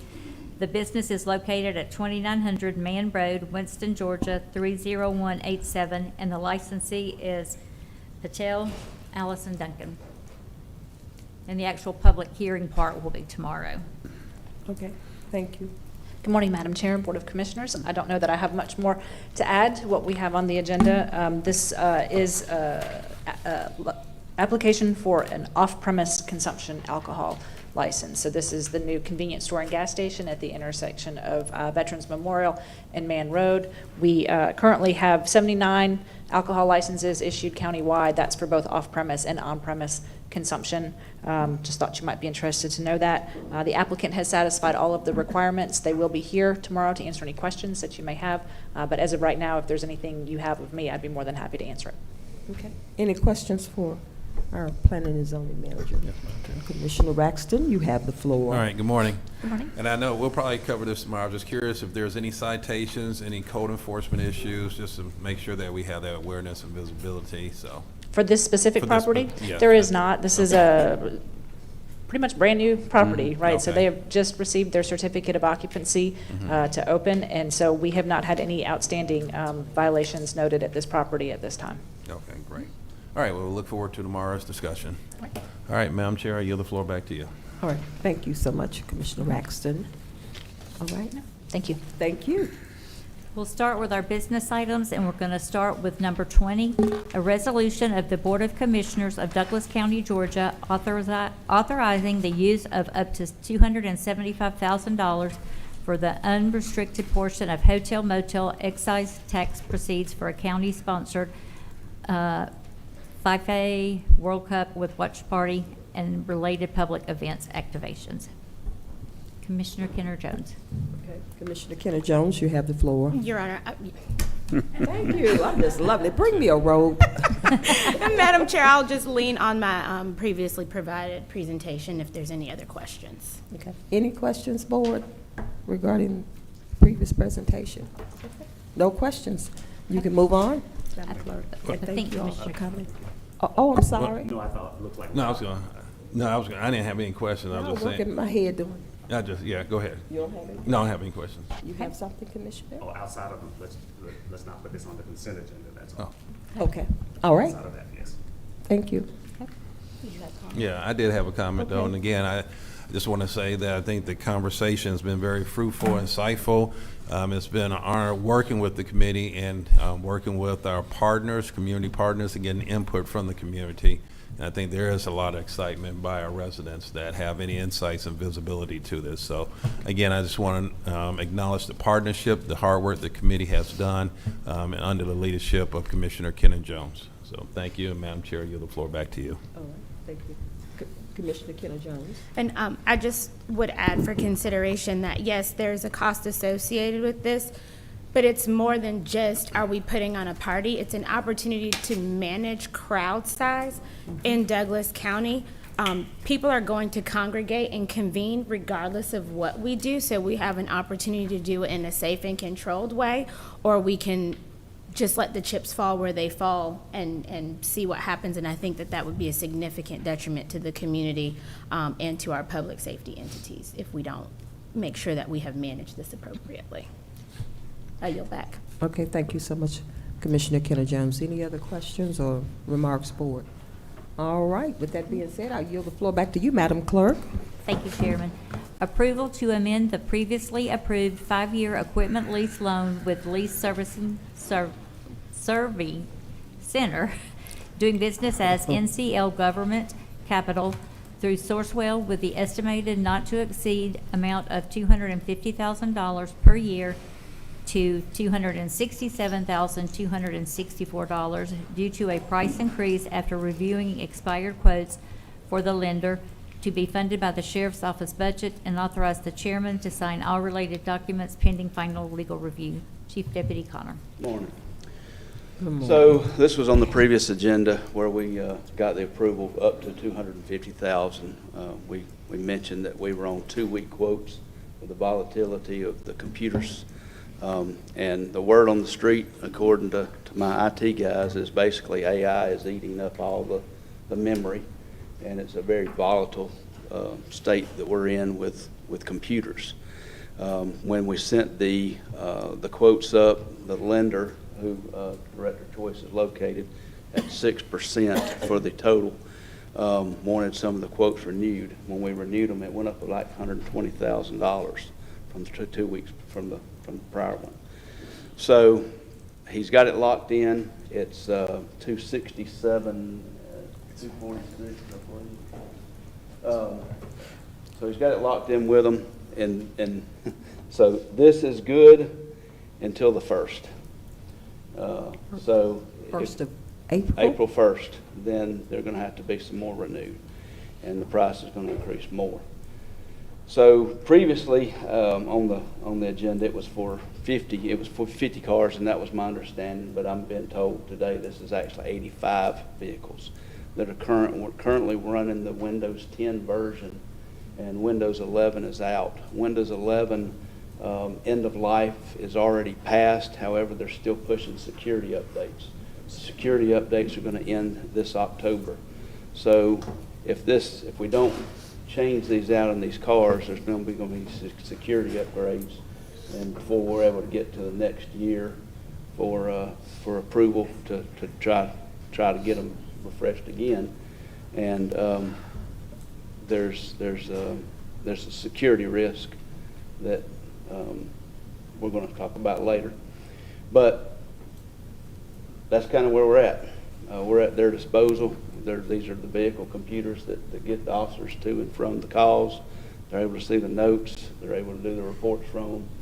And that's kind of like I said, we're at their disposal at this point. But as of April the 1st, so we've already got it. The requisitions are in. They're set. We kind of got it outlined. So Tuesday, if it gets approval, it's going to be a bam, bam, bam. They're going to get the approval Tuesday afternoon, hopefully, the PO, and then we're locked in. If we miss that deadline, it goes to April 1st. We've got to refresh some more, and it'll be more of a cost. Mm-hmm. Okay. Thank you so much, Chief Deputy Connors. Any questions for our Chief Deputy regarding the matter? Yes. Commissioner Braxton, you have the floor. All right, thank you. All right, so again, just trying to understand, we had the 250. Did we miss the deadline? Is that why it went up to 267? Or what was it, the number of vehicles that changed from 50 to 85? I'm just trying to get what was the driving force that now we're looking at another increase. No, sir, it was always 85 vehicles. It was misstated to me when it was put on the agenda. So we didn't increase the number of the vehicles that we were requesting. The quotes, when they were sent up, there were some that were expired, and by the time they got to the vendor. Now, we were pretty quick, to the lender. We were pretty quick in getting those up there, so I'm not real clear if they were expired when they were given to them or if they expired during the process. Some vendors at this point will Step only up, give you us go. a, Come on. I say Please. some of the vendors that we're dealing with at this point will only even give us a 5-day quote. So we're fighting as fast as we can to get stuff pushed through. Okay. And that's Rod Ross, our IT director. Okay, Yes. right.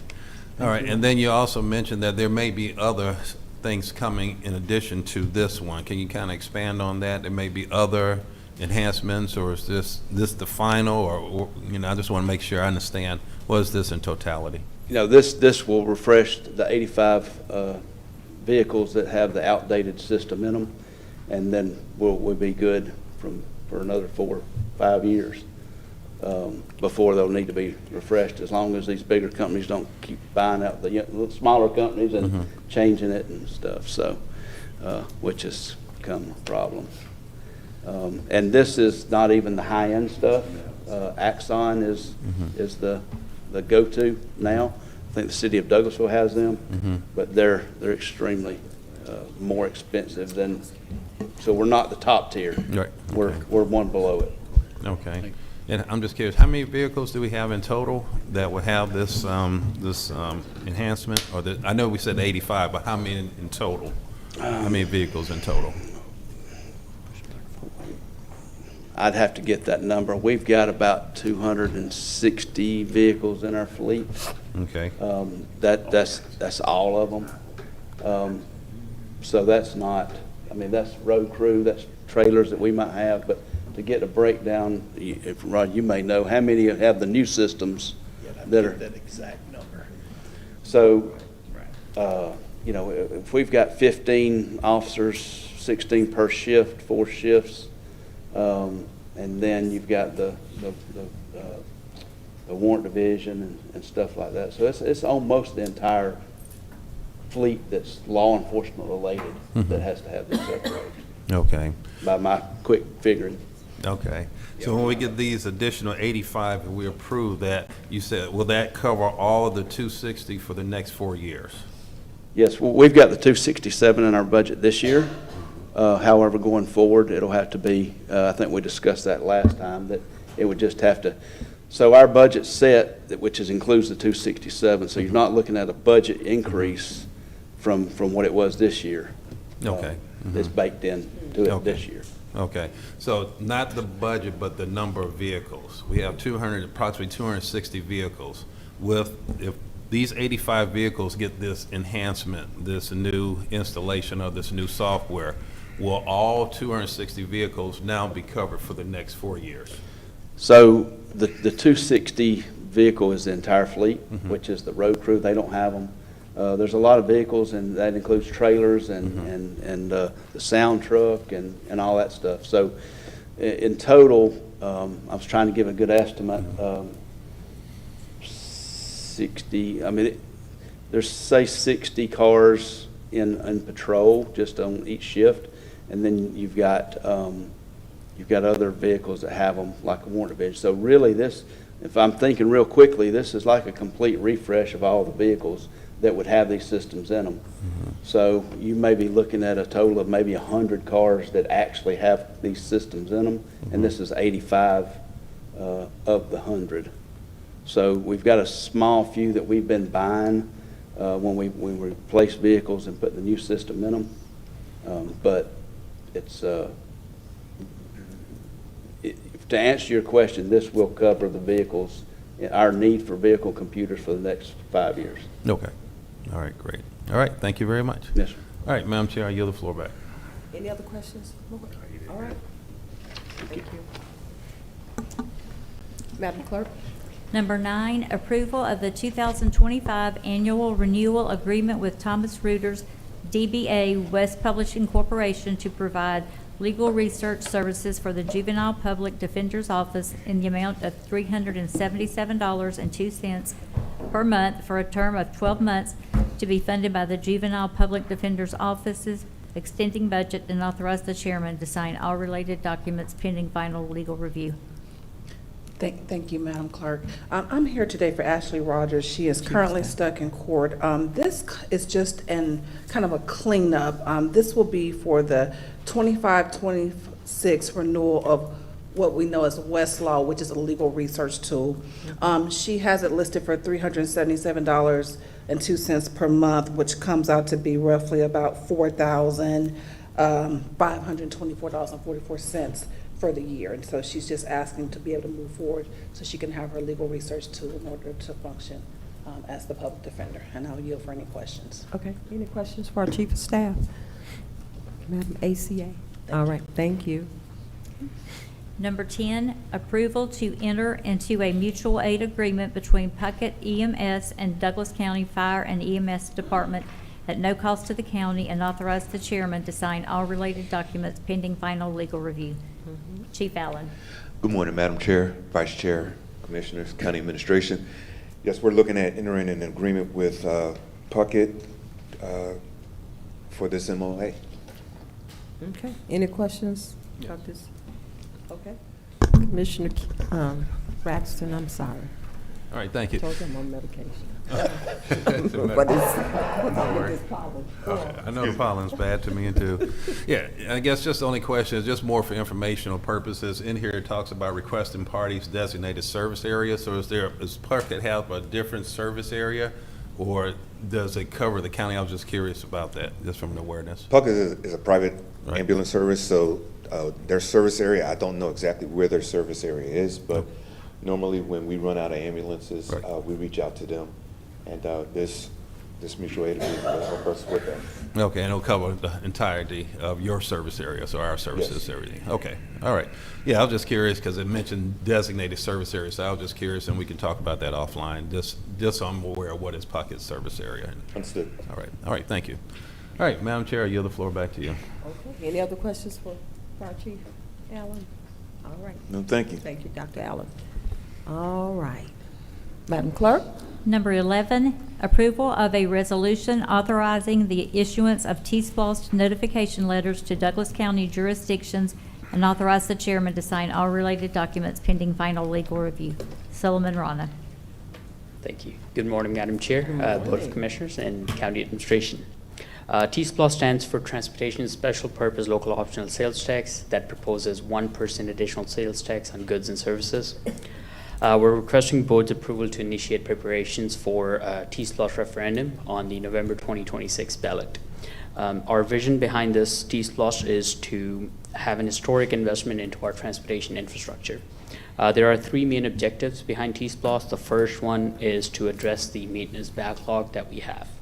Second is to avoid its burden, the burden of those improvements on property taxes. And the third is to obtain or make non-residents that depend or utilize this infrastructure towards the development of this infrastructure. Our conservative estimates show that over 30 to 35% of the collections will come from non-residents. The funding via this T-Splosh will be spent on maintenance, capacity projects, operational improvements, future federal and state grants, and then lastly, transit. The next step in the process is to call a meeting with the cities, discuss loss distributions, and then execute IGAs. This time, I'd be happy to answer any questions. Okay, any questions for our managing director?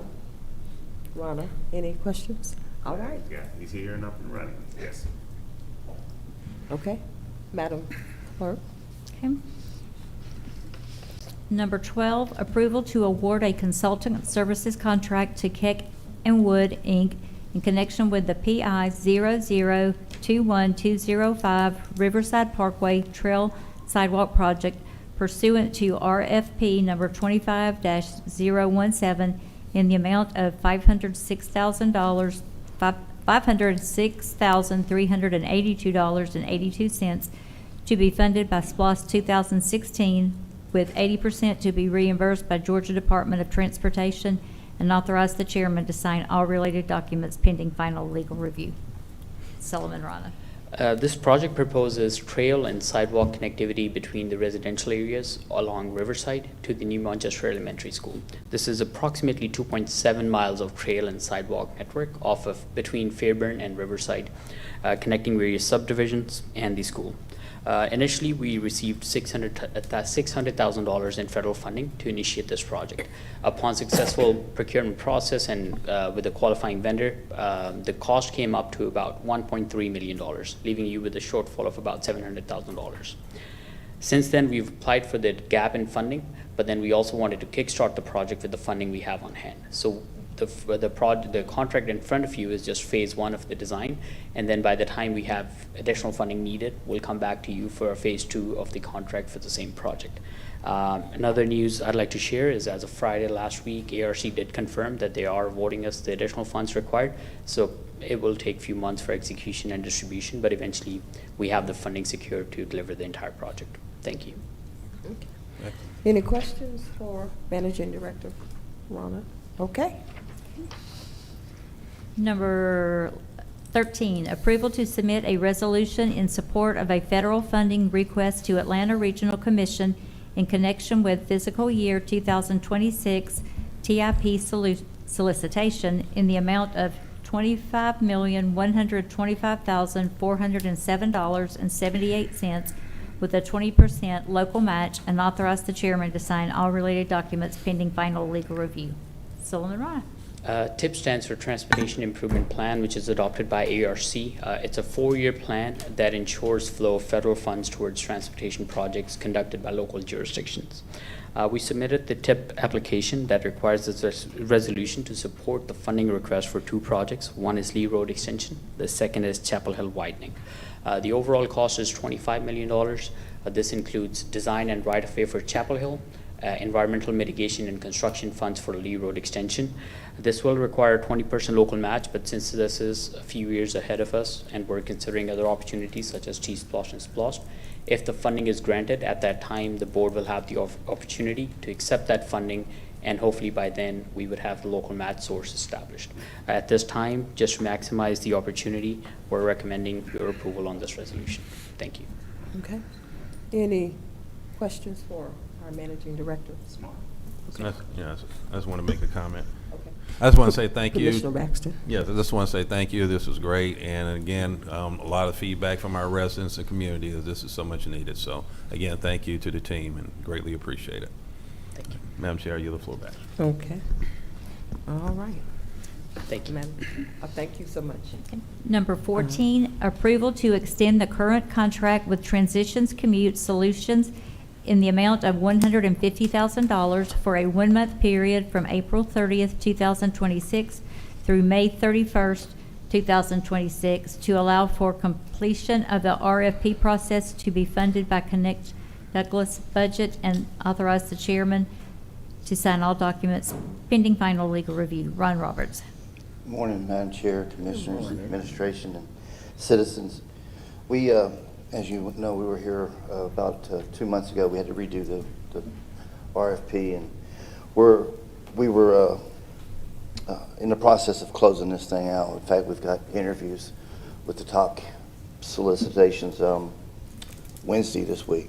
We just needed a little extra time to punt this down the road so we can finish wrapping it up. Okay. Any questions, board, for our director, Roberts? Ron Roberts, we have any questions for our director? All right. Thank you.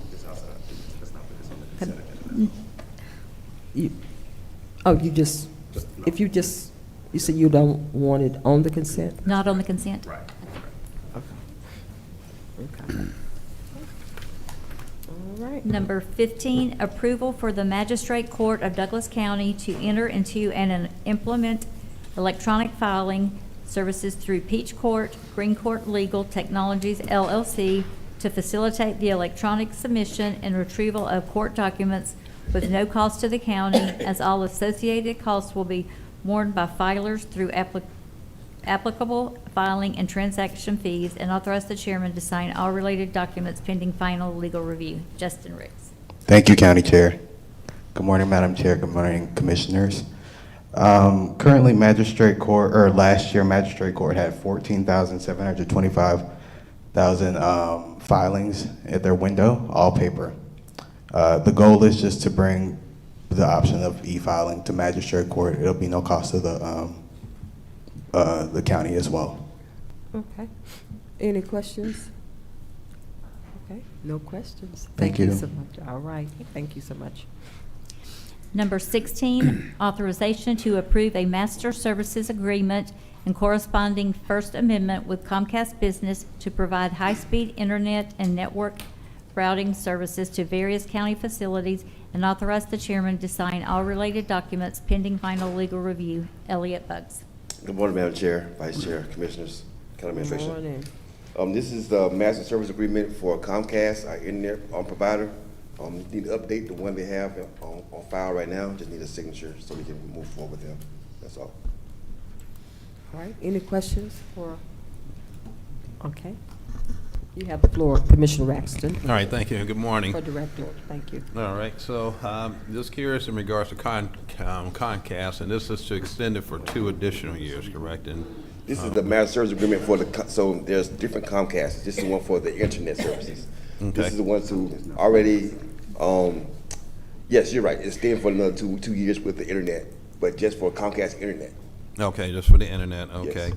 And one of the things I would love to do is just get a list of the facilities that we're discussing here. What All of them. facilities are Yeah, covered? internet could come Through to the them. internet, right. So internet comes to Comcast, but we do our stuff on our end to make it secure. But the provider is Comcast. Okay. Okay, so, okay, and all facilities, including the courthouse and other facilities. Anything throughout Douglas the County. Okay, all right, well, that's great. And then I know that Comcast has experienced some opportunities here recently. Are we in conversations, or are they coming back and saying, hey, we're going to give some credits or some support there when they've experienced just outages that have impacted, Yes, sir. you Yes, know, sir. the county? And I would love to, just get an idea of what that looks like and just making sure that they're showing Yes, up sir. and I standing can get the tall for numbers that. and everything offline. Yes, sir. Okay, that'll be great. All right, well, that's kind of, the gist of what I had. Again, just want to understand, the facilities, what facilities are covered, and then if there's any clawbacks or things that, like when there's service interruptions from Comcast, that, they're making us whole. Yes, sir. All right, great. I greatly appreciate that. All right, thank you. Madam Chair, I give the floor back to you. Thank you so much, Commissioner Raxton. Any other questions for our director? All right, thank you so much, Yes, ma'am. Director Elliott Buggs.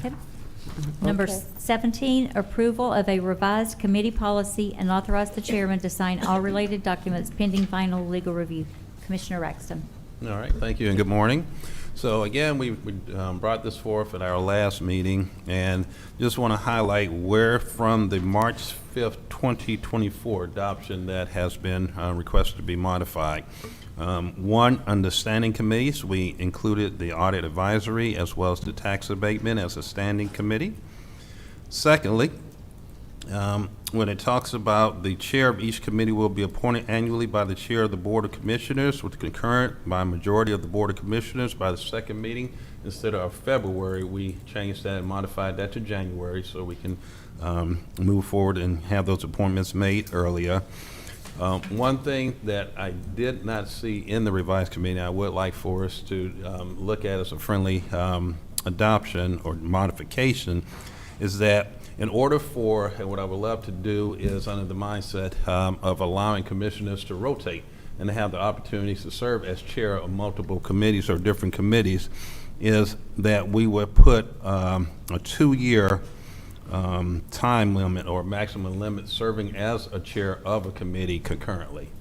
So that is one friendly amendment that I would love for us to consider and to add that language in here for consideration, again, to allow each one of the commissioners to chair and to have that rotation, to have the opportunity to chair different committees that they may not currently chair.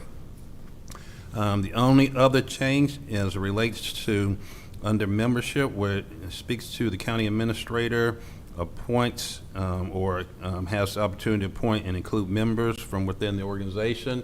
We also add additional text in there that they may not always be the case, so as deemed appropriate. So the county administrator provides staff appointments and support, but not all county committees have appointments directly made by the county administrator. So we put in the language as deemed appropriate.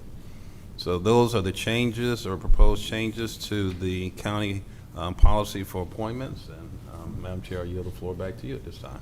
Okay. Any questions? What about the revisions or additions related to this resolution? Any questions, board? And also that friendly amendment. Just want to make sure there's acceptance from the board. Okay.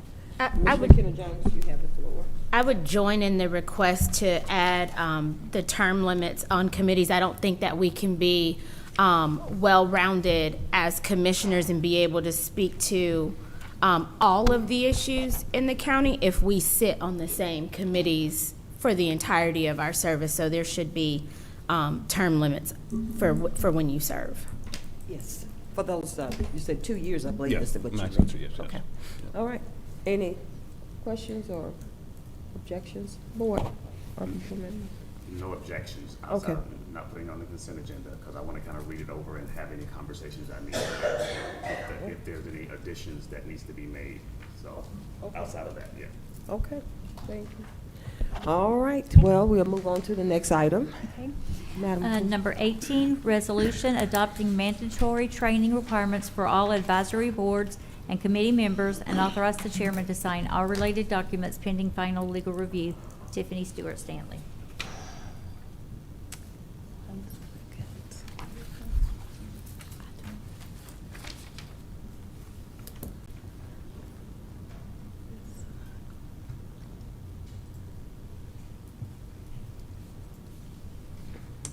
Apologize, let's see.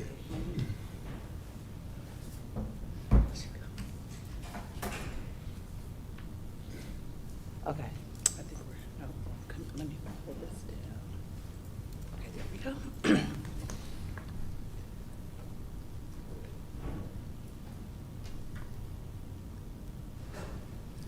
All right, good morning. Thank you so much for the opportunity to come before you today to talk about a recommendation from the County Administration Office regarding mandatory training for our advisory boards and committees.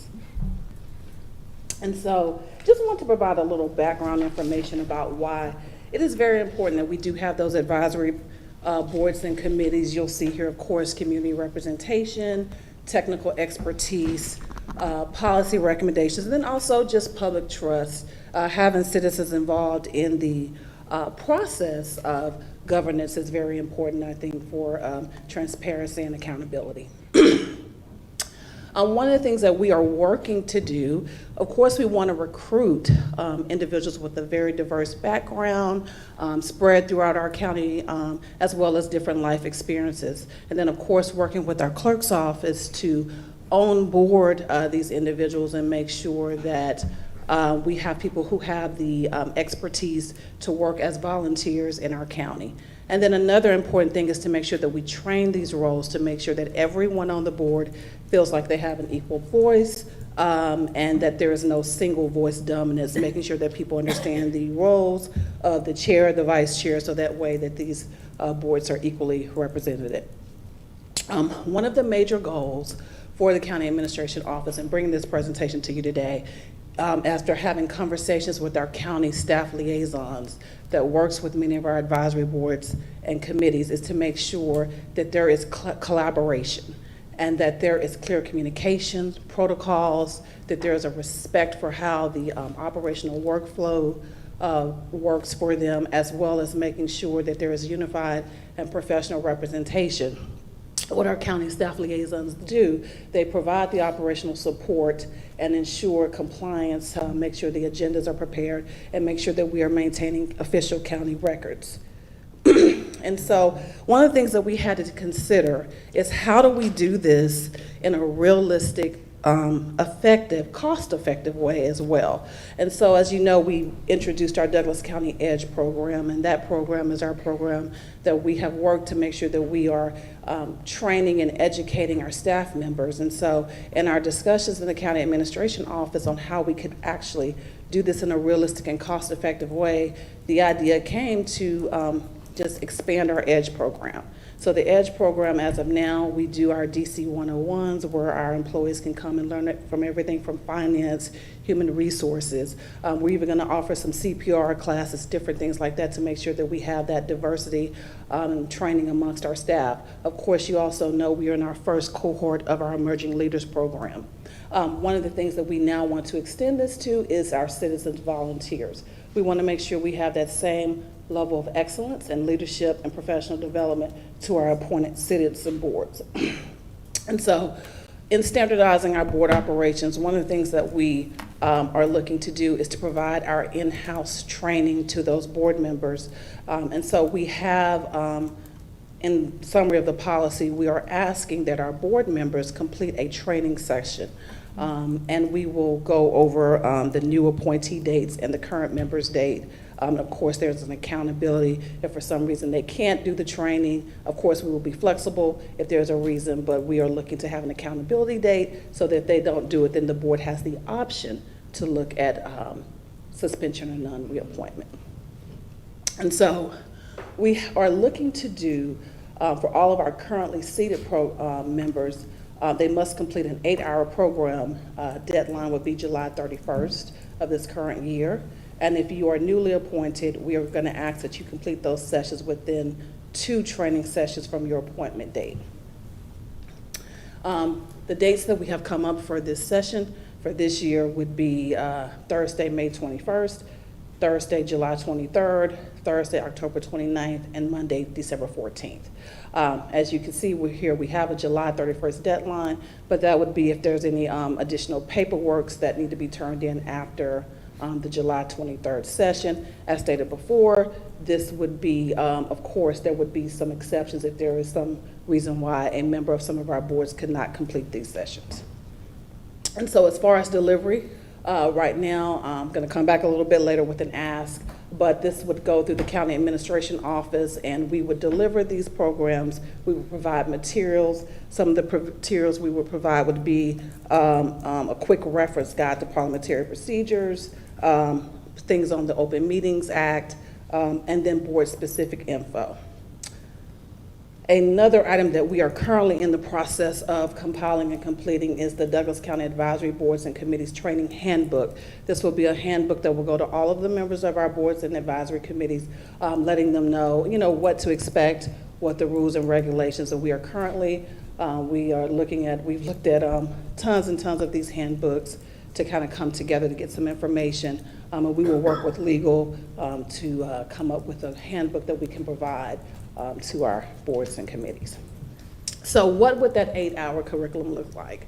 We'll start the morning out talking about the foundations, understanding Douglas County government. What are your legal and ethical responsibilities? We'll talk about the Open Meetings Act, open records, conflicts of interest. Midday, we would look at things like the mechanics, parliamentary procedures, and working with our county staff liaisons. That's something, like we said, that is very important to county administration, as well as the conversations that we've had with members of our county staff.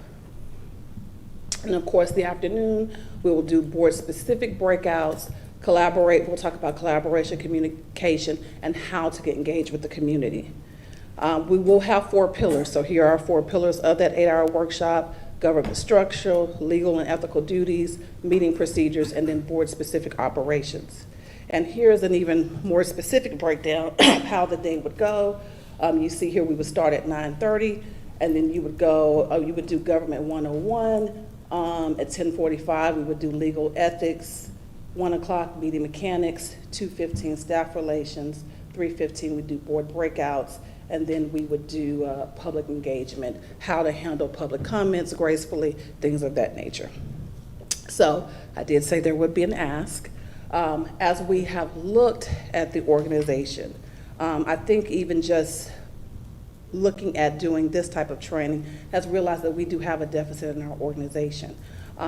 We are really working to become a high performance organization. One of the things under our new strategic plan is trust. And some of the objectives that are listed are developing a strong workplace culture characterized by positivity, cooperation, and accountability. And secondly, continuously improving our processes of effectiveness and transparency. This is very important, that we do this in a way that is intentional and it has integrity. And as I looked across the organization, and then talking with my human resources director, as we kind of lead those organizational development initiatives, one of the things that we are missing in this county is someone who can drive countywide training, support our leadership, and serve as like a liaison to our departments and our leadership. And so the challenge is, with the mandate, if the board chooses to do so, we also need to have countywide training, facilitating retreats, standardizing governance for all, and just making sure that everybody, all of our leaders, our supervisors and managers on our team have the expertise to move forward. So what I am proposing today on behalf of the County Administration's Office is establishing an organizational development specialist to serve as that engine for that initiative. What this person would do, they would support countywide organizational development initiatives, but also will serve as a central hub for our Douglas County advisory boards and committees. That would be a portion of what they would do. To give our staff liaisons the support, they would work with the county clerk's office and make sure that we have what we need. They would serve as a specialized facilitator, trainer, and advisor to all of our county departments, leadership teams, and appointed boards. Because we want to make sure that we are continuously improvement, and we also want to make sure that we have collaboration. I think that is very important that we work to do that in our organization. And so here is just a breakdown of what this person's role would be. Like I said, advisory board support, a small portion, but also mainly the organizational development and training, strategic planning and leadership consulting. You know, I was speaking with an employee just last week, and one of the things that we talked about is, you know, every employee who wants one should have a professional development plan. You know, making sure that they know professionally what their goals are, how they can achieve them, and things of that nature, and that this role would be something that would be incredibly imperative in moving that forward. I did look, we do have a municipality in our county that has a similar role, an organizational development manager, and so this is something that is common throughout organizations, as many of you have worked, to have someone dedicated to those things. And one of the most important things I see on here is the leadership consulting, coaching our supervisors, assisting with workflow optimization, and facilitate resolution and group problem solving. I think that's going to be very important, as well as we talked about in our first part of our planning retreat, just organizational innovation, making sure we have policies and procedures, and that is a deficit that we have seen. So why does this matter? We will, of course, want to empower our volunteers. We want to make sure that our operation is efficient, and of course we want to mitigate risk and make sure that our board members understand, you know, county ethics policies. the legal exposure you can open the county up to if things aren't done properly. And I think we're at a point now in this organization, if we want to continue to move in that direction of becoming an HPO or a high-performance organization, these are some of the things that we need to consider. And so the steps we are asking is for you to endorse our 2026 training schedule, and we want to be able to communicate that compliance mandate to all of the advisory board and committee members. And then also we're asking the approval of the organizational development specialist job. Now, I do not take lightly coming before the board asking for creating another position. However, due to just recently looking at our organization, this is something that we desperately need. We've already identified the funding, so there's no additional need for funding for this position. And so, as I stated before, these are our asks for today, and I will yield to the board for any questions. Any questions? Any questions? All right, good morning. You have the floor. All right, thank you. So the resolution that we have before us, that's for the training for the advisory boards and committee only? That's correct. Okay, so the approval for the position, that will come in a separate resolution request? Yes, we can bring that as a separate agenda item. Okay. We wanted to get the resolution before you for the training, because that's something that we can start with this existing staff that we have now, because we've already started looking into ways to do that.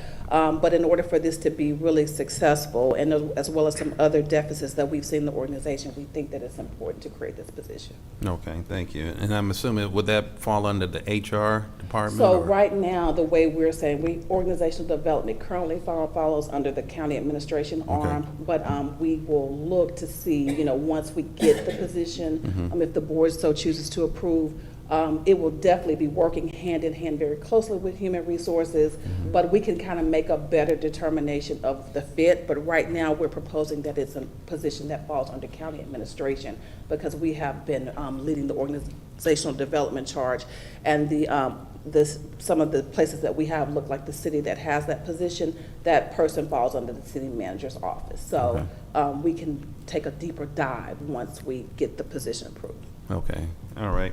Another question regarding the training itself. I know we talk about in person, but is there a potential virtual training component that's also being discussed or considered? So that is something that I would love to implement down the line. I've got a lot of big ideas of how we can provide a lot of virtual training, not to just board members, but as well to our employees. But it's going to take me working with our technology, our IT department, as well as coming before the technology committee with some ideas, as well as making sure that we have the funding. But I would love to be able to provide some virtual options, have like a hub for training where all of our employees and board members can go and get the training that they need. So down the line, we would hopefully be able to get there, but right now, just for the need, we would start with the 1 day, 8-hour program. Okay.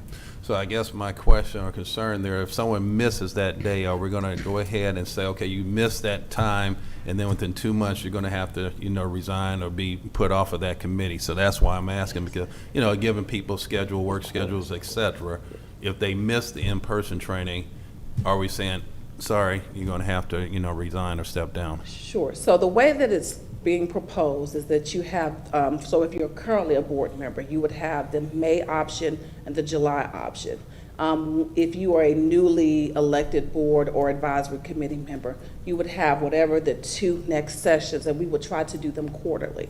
Of course, like I stated before, if someone has a good reason as to why, we will not automatically put them off a board. That would have to come before the Board of Commissioners. And of course, we understand that our existing members, people who've been on the boards for many years, this has not been a requirement, so we would try to work with them to get it done. But we would just like to make sure the importance of the current board members actually, go ahead and getting that training done, so we don't have any situations where we have, staff liaisons being put in situations that are, they don't feel are comparable to what they need to do with their positions.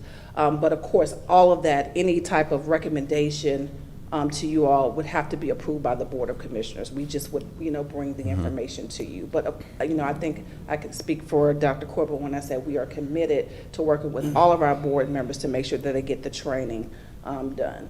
Okay. All right, yeah, because that is a concern. I know if there was going to be, if someone can't make it for whatever reason, who makes the determination now all of a sudden that, they're no longer eligible to serve based on if we approve this resolution? It would be completely the Douglas County Board of Commissioners. Okay. All right, and then under the applicability section, I did not see reference to Personnel Review Board. And I think that was one of the reasons that we're here now talking about this additional training based on the hearing that we had related to the Personnel Review Board and what was the allegations related to the tone, discussions, conversations, especially to staff, and in particular to women staff. So I just wanted to ask, are they going to be included? Yes. Or, okay. So I think what we did, we just pulled a few examples of boards that we had to kind of show some diversity. But this applies to all advisory boards, committees, commissions, and authorities whose members are appointed by the Douglas County Board of Commissioners, included but not limited to. So we just pulled some diverse, but we can add that, or we can just take the examples off and just say all, just so it's very clear. Yeah, I think it'd be good just to list them explicitly. That way, no one can say, it was missed, or they didn't know, they didn't understand, et cetera. If we have it explicitly, I think that would be great, especially behind the driver of why we're doing this, or we're even considering this, based on what happened most recently related to the Personnel Review Board. All right. Definitely, we can do that. All right. Well, I greatly appreciate that. All right. Any other? Oh, one other thing. Will we get a chance to look at the curriculum? Yes. Okay, yes. because that's something, again, with the driving force is the respect and some of the things that we addressed during those hearings. So I know myself, I would love to understand what's the curriculum to make sure we're addressing what is truly behind this resolution and why we're even considering this type of training. That is correct. We will definitely make sure the board, and we will also, we've had some initial discussions with our staff liaisons, but as we continue to develop everything, make sure we get their input as well. Okay. All right. Thank you.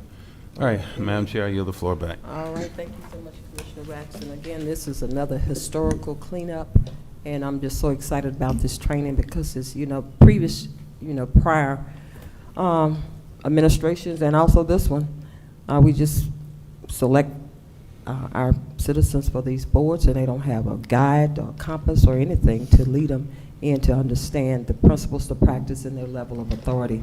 And this is going to be huge for this administration to make sure that we did take the first steps to make sure there's some guidance out there. That's very important to me as the leader of this county, or the chair of the county. So any other questions, board? Okay, Vice Chair, you have the floor. Just two things. May I recommend that one of those trainings be on the weekend? Because in case everybody works, and they say, well, this weekday is not going to work for me, especially since it's an 8-hour class.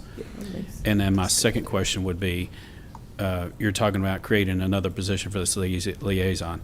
What would that look like? What you said, because you mentioned we have it in the budget, but what does that salary look like? I mean, because that's pretty important, I think. So some of the positions that I found, I'm working with HR to just solidify. The range is about 70,000, 70 to 80,000. And so that would be, where we would be looking. Some of the things that we'd be looking for is a bachelor's degree in organization development or leadership or some sort of closely related field.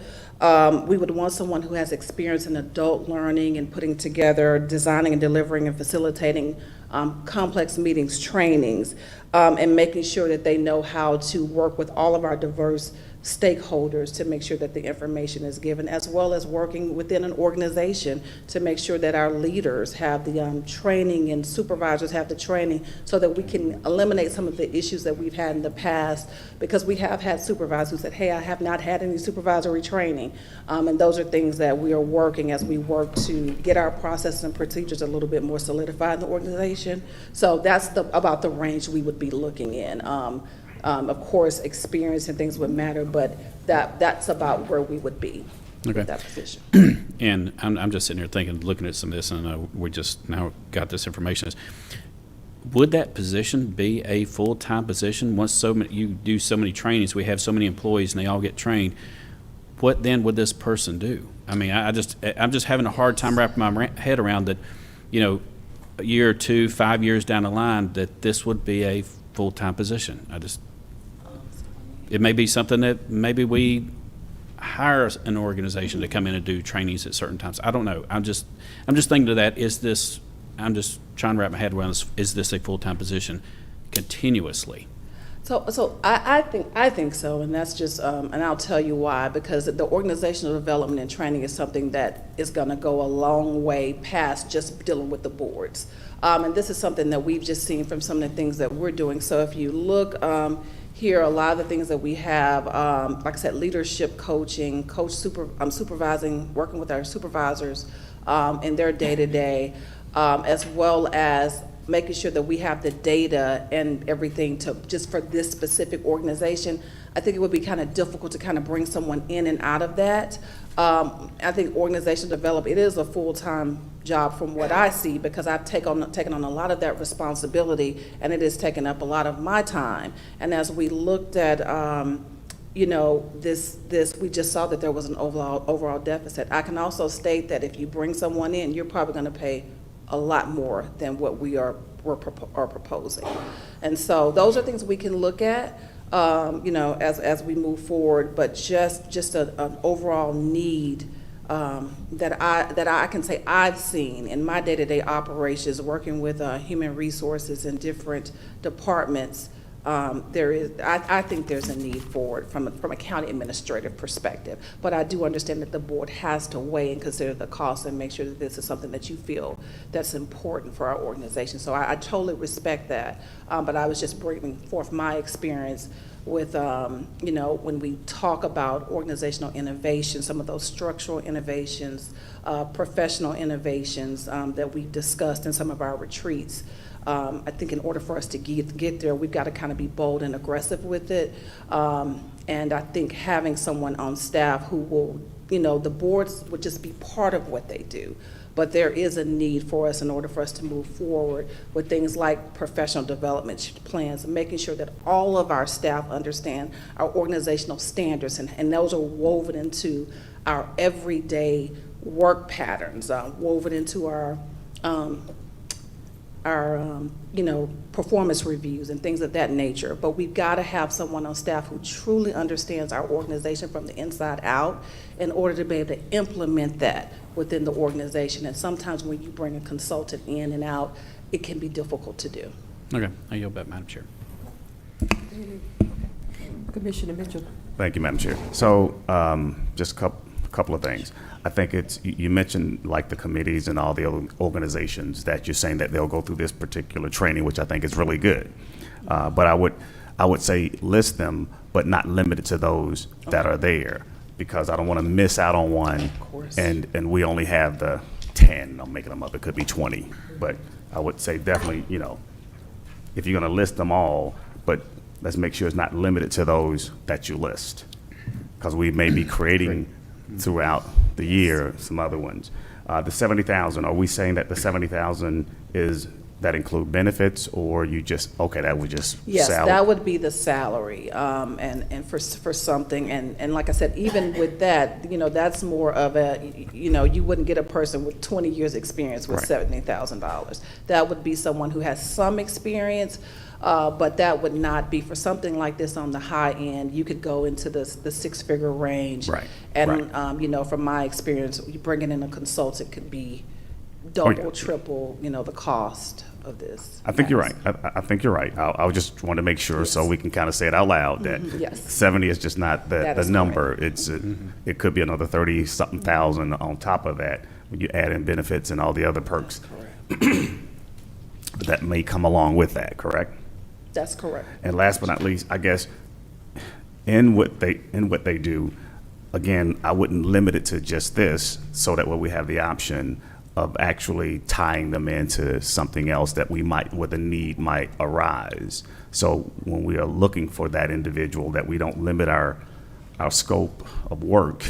But I also see that the retraining will be ongoing, to where this person will probably be busy dealing with all the committees and others that we're dealing with, that it could get really tricky and really demanding, because as you can see, it pulls on you a lot and what you're doing on top of your daily duties. So retraining, training, and revisiting, you know, those committees and those organizations that we've created, then at least there'll be ongoing ongoingly busy. And I'm assuming this, I agree with having a Saturday scenario for sure. So that's why I wouldn't limit it to a 9 to 5. This has got to be somebody with some flexible understanding with the work schedule now. 9 to 5 is ideal, but I just don't think this wouldn't be the ideal 9 to 5. Just a thought. So outside of that, I yield back, and I think you got Kenneth Jones now. Thank you so much. Commissioner Kenneth Jones, you have the floor. Have you all considered setting this up as a situation where you may be able to have? Have you considered setting this up in a situation where perhaps this is an annual retainer for somebody?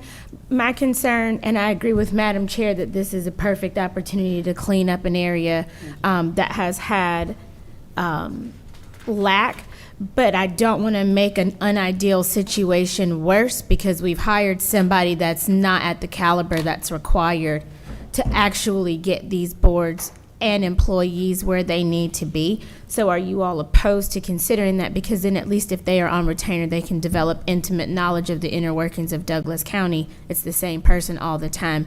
We can get quality, and then if we decide we no longer need those services in the future, then that's something that we can consider.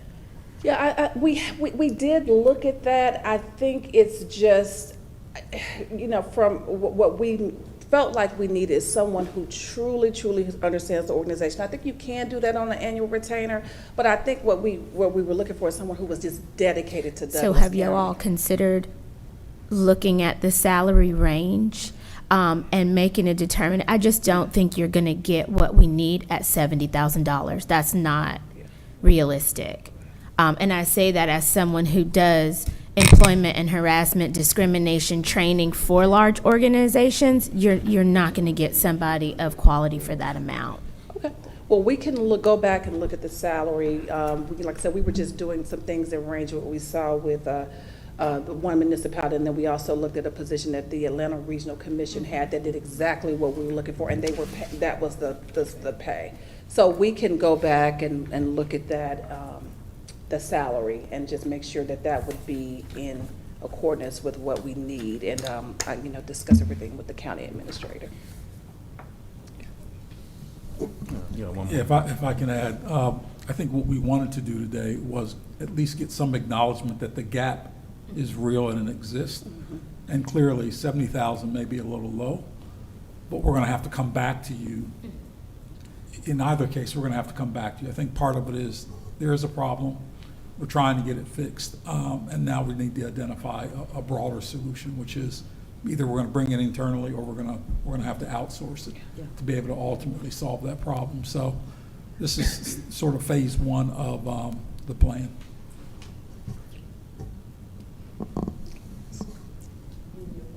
Yes. I yield back. Got a quick question. Commissioner Baxter, you have the floor. All right, thank you. So as we're talking through this, I guess my question now is who's going to actually present the material for the committee and the resolution we're considering? Who's going to do that in lieu of bringing in someone full-time or part-time or a consultant? Have we identified who that's going to be? Don't be me. It'll be me for now, so yes. Okay. So I will get you the committee, as we work through the handbook and the materials, I will make sure that you have that. And like I said, it was our hope to move forward and get someone so we can, as we get into that May, July date, we could have, someone on board. But we will work with what we have, because we like I said, we looked at how could we realistically do this, and the best solution would be, go through something we've already created to give training to not only our staff, but we could, extend that to the advisory board. So that was the best solution that we were able to come up with, and we will go down that path and do as much as we can with the staff that we have. But I do know in order for it to really function the way that it needs to, we will need that additional help. Okay. All right, thank you. I just wanted to confirm who was going to do it if we do not have this fully baked and fleshed out. Yep, I will make sure to get the information to the board as soon as I get it together. All right, thank you. All right, Madam Chair, I yield the floor back to you. Okay. Any other questions for our chief staff? Okay, thank you. Very good presentation. Thank you. Both presentations, by the way, were excellent today. All right. Number Madam Clerk. 19, approval of a resolution to amend Douglas County Board of Commissioners Code of Ordinance, Chapter 2, Administration, Article 1 in general, Section 2-3, and to add Section 2-10, Public Meeting Decorum, and authorize the chairman to sign all related documents pending final legal review. County Attorney. Good afternoon now. Good afternoon. To the Board of Commissioners and Administration. So in your package, you would have received a draft. It was emailed to you as well prior to this work session agenda coming together regarding amending a current section in your code, which talks about when public input happens. Right now, currently, you guys distinguish between comment during work session and comment during the regular meeting, but it does not go as far as to talk about behaviors that would disrupt or interrupt the meeting. Obviously, we have a disorderly conduct code which gives the authority to law enforcement or the board to address any of those type of disruptions, but this would be to codify it in the section that specifically talks about public input. And so that's the first section of the Code of Ordinances. The second section is to govern Board of Commissioners and remarks made by Board of Commissioners. It was told to me by Madam Chair that we need something regarding decorum to ensure that the meetings are run efficiently. And so you'll see in the addition of Section 2-10 how persons would be recognized. Obviously, you guys do that now. This would memorialize it. It will talk about the time limits for speaking, the character of remarks, and then just talk about how motions and seconds will be made and whether or not any disruption from the Board of Commissioners sides, obviously holding yourselves to the same standards you would hold the public, could result in removal. Happy to answer any questions. Okay, any questions for our county attorney Ford? Yes. Commissioner Raxton, you have the floor. All right, thank you. Good afternoon. All right, quick question under Section 1 or C2, where it talks about making rude, obnoxious, slanderous, impervious, profane remarks or personnel attacks to any member of the board, staff, or the general public. And I'm glad that we included staff in there. So I definitely just wanted to just highlight that because, again, that is something that we as a board are very, very sensitive, and we want to make sure that staff feels and knows that we are very protective of staff. So I just want to thank you for making sure that staff was also included in there. Under 3, the next line where it says, shall exit the meeting room quietly, do we also give them the ability or to return to their seats? So it looks like here they... Oh, yes. Okay. Yeah, they don't have to leave, Okay. but if they're going to leave, they need to exit quietly. I can Quietly. certainly make that clear. Okay. Yeah, I just didn't see or return to their seat, but, again, I was just, thinking of it from that perspective. And then under the next section, D, where it talks about at the discretion of the presiding officer or the majority of the board, and in regards to if any purpose or any individuals violate the ordinance, I was going to ask, how does the board, or how would that work from a board making that decision? Would that be something that the chair would call for a motion from the board, or how would that work? Give me the section you're reading from again. Sure. Section 1 under paragraph D, and the last sentence where it talks about any person who violates this ordinance making any such remarks, utter loud, threatening, personal, abusive language, etc. And it gets to the line where it talks about impairs the orderly conduct of any meeting shall at the discretion of the presiding officer or the majority of the board. And I was just wondering, how would there be a vote that the majority of the board would have to make that determination? I just want to understand the workings there. So certainly, I think that is when the board may not agree with the Madam Chair's discretion, that the board could step in and make a majority vote, just like you said, to have a different outcome. Okay, so then there will be like a motion, or a motion made by someone other than the presiding chair. You got it. Gotcha. Okay, I just wanted to understand how that would flow. And again, I guess the last question, just in regards to just comments in general, do comments for both working sessions and the BOC need to be germane to the agenda? Currently, our ordinance provides that just during the regular session, they have to be germane to the agenda, but comments during work session could be about anything. And I think that's fair, because you want to give people, it may be something that you don't intend to address, but you want to give your public the opportunity to speak to their representatives about any matter that's going on in the county, and so having that during the work session is appropriate. Okay. Okay, and I was just curious if other jurisdictions follow that same process where work sessions is not germane, but the BOC meetings themselves are germane to the agenda for public comments. So you will find, well, first let me say this. I think there is a misbelief that public comment is required. It's not. No law, the Open Meetings Act does not require public comment. But obviously a lot of jurisdictions provide it as an opportunity to interact with the citizens. Secondly, you will find that some jurisdictions don't have a work session, right? They just have the meeting. So it's going to be different amongst cities and counties on how public comment goes.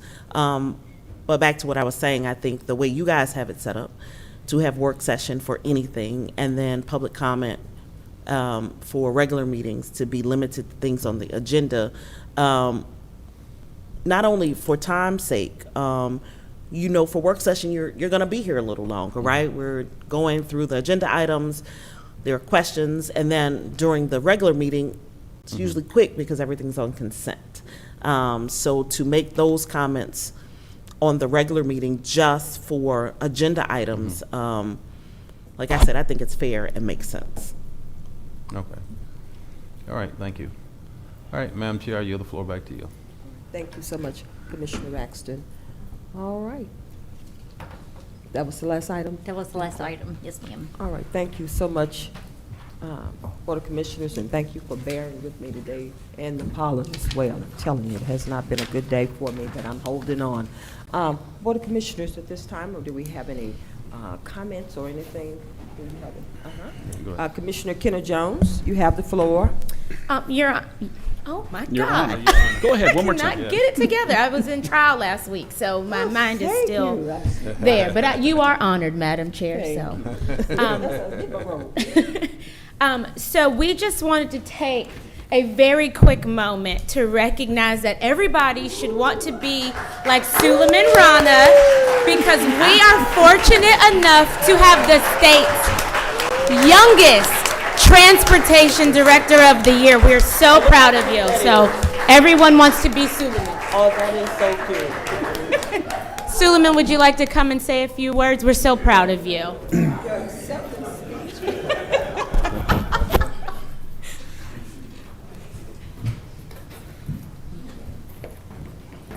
You got to take one of these with you. Wow. Just do the rest of the meeting like this. Yeah, right.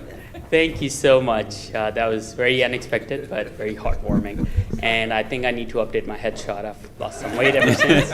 But thank you. And this is all due to the support I've gotten from the board, the administration, and it's been a journey that I've enjoyed. And thank you for everything you've done. All right. Congratulations.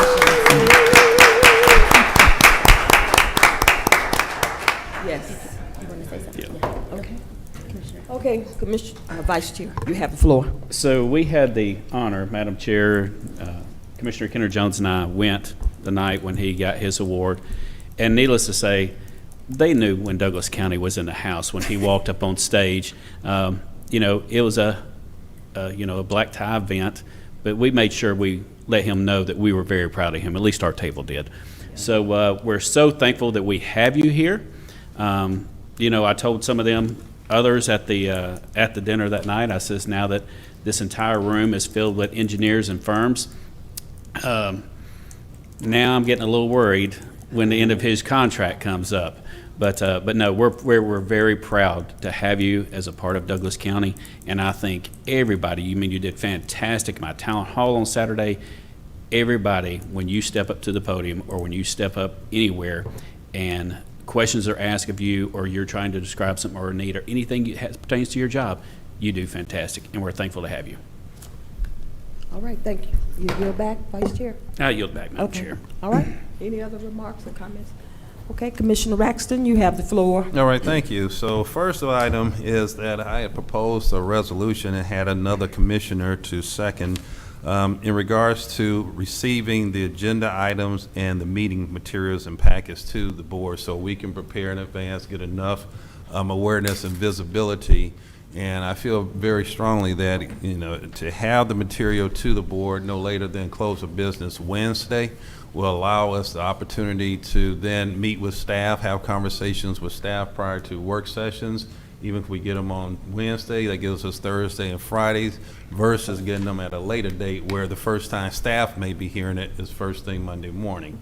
And I've had staff to come up and say, hey, it would be great if we've had the conversation prior to the work session so that they're not blindsided and that they have opportunity to prepare and to address any questions and concerns that may come forth from the board. So I would ask that we consider putting this or having this resolution reviewed by the full Board of Commissioners.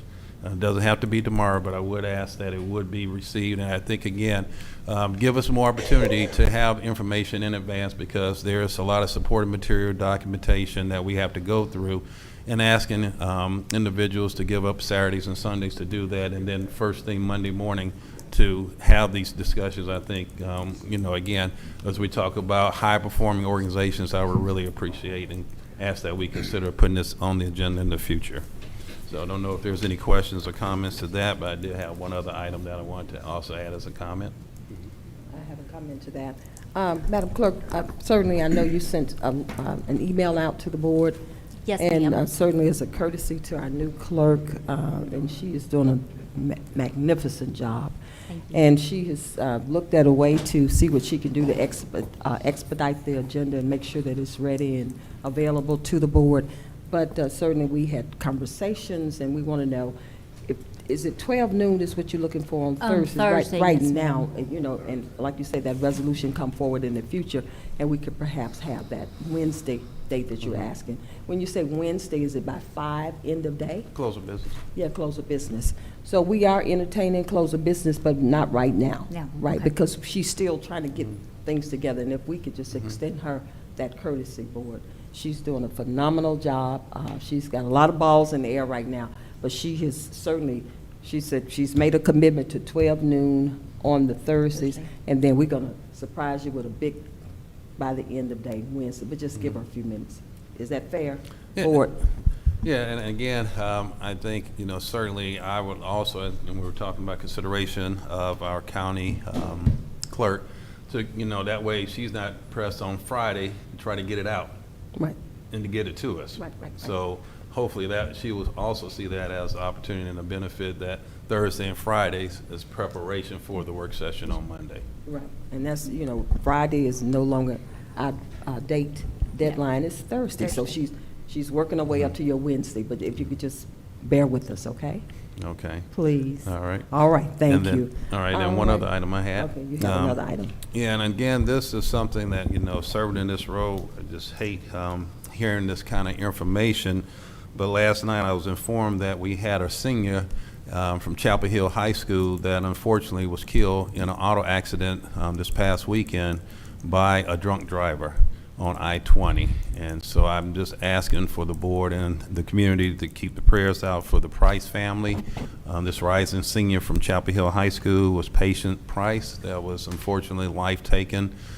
So again, as a PSA, if you decide to drink, don't drive. And if you're under the influence, please do not drive. And unfortunately, a life was taken by someone that was under the influence. So again, I will be bringing forth and asking the commissioners to consider a resolution in the future. But again, just very, very hard news and sad news. And again, prayers go out to the Price family. Madam Chair, I yield the floor back to you. Okay, thank you so much, Commissioner Raxton. Certainly I'm saddened to hear that news. Any other questions of the Marks Board? All right, I'll tap on the shoulders of our amazing, wonderful county attorney. County attorney, do we need to go into executive session? Yes, ma'am, we will. All right, thank you so much. Board of Commissioners and citizens of Douglas County, we will take a pause for the calls to go into executive session. Citizens of Douglas County, your patience is greatly appreciated as the Board of Commissioners and I, as we convene. All right, with that being said, Board of Commissioners, do we have a motion to go in executive session? Madam Chair, I make a motion to go into executive Yes, session thank you. for matters of real estate, cybersecurity, litigation, and Personnel. personnel. Second. Okay. Do we have a second? Second. We have a motion and a second. Any discussion, Board? We have a motion and a second. Please prepare to cast your votes. Motion carries 5-0.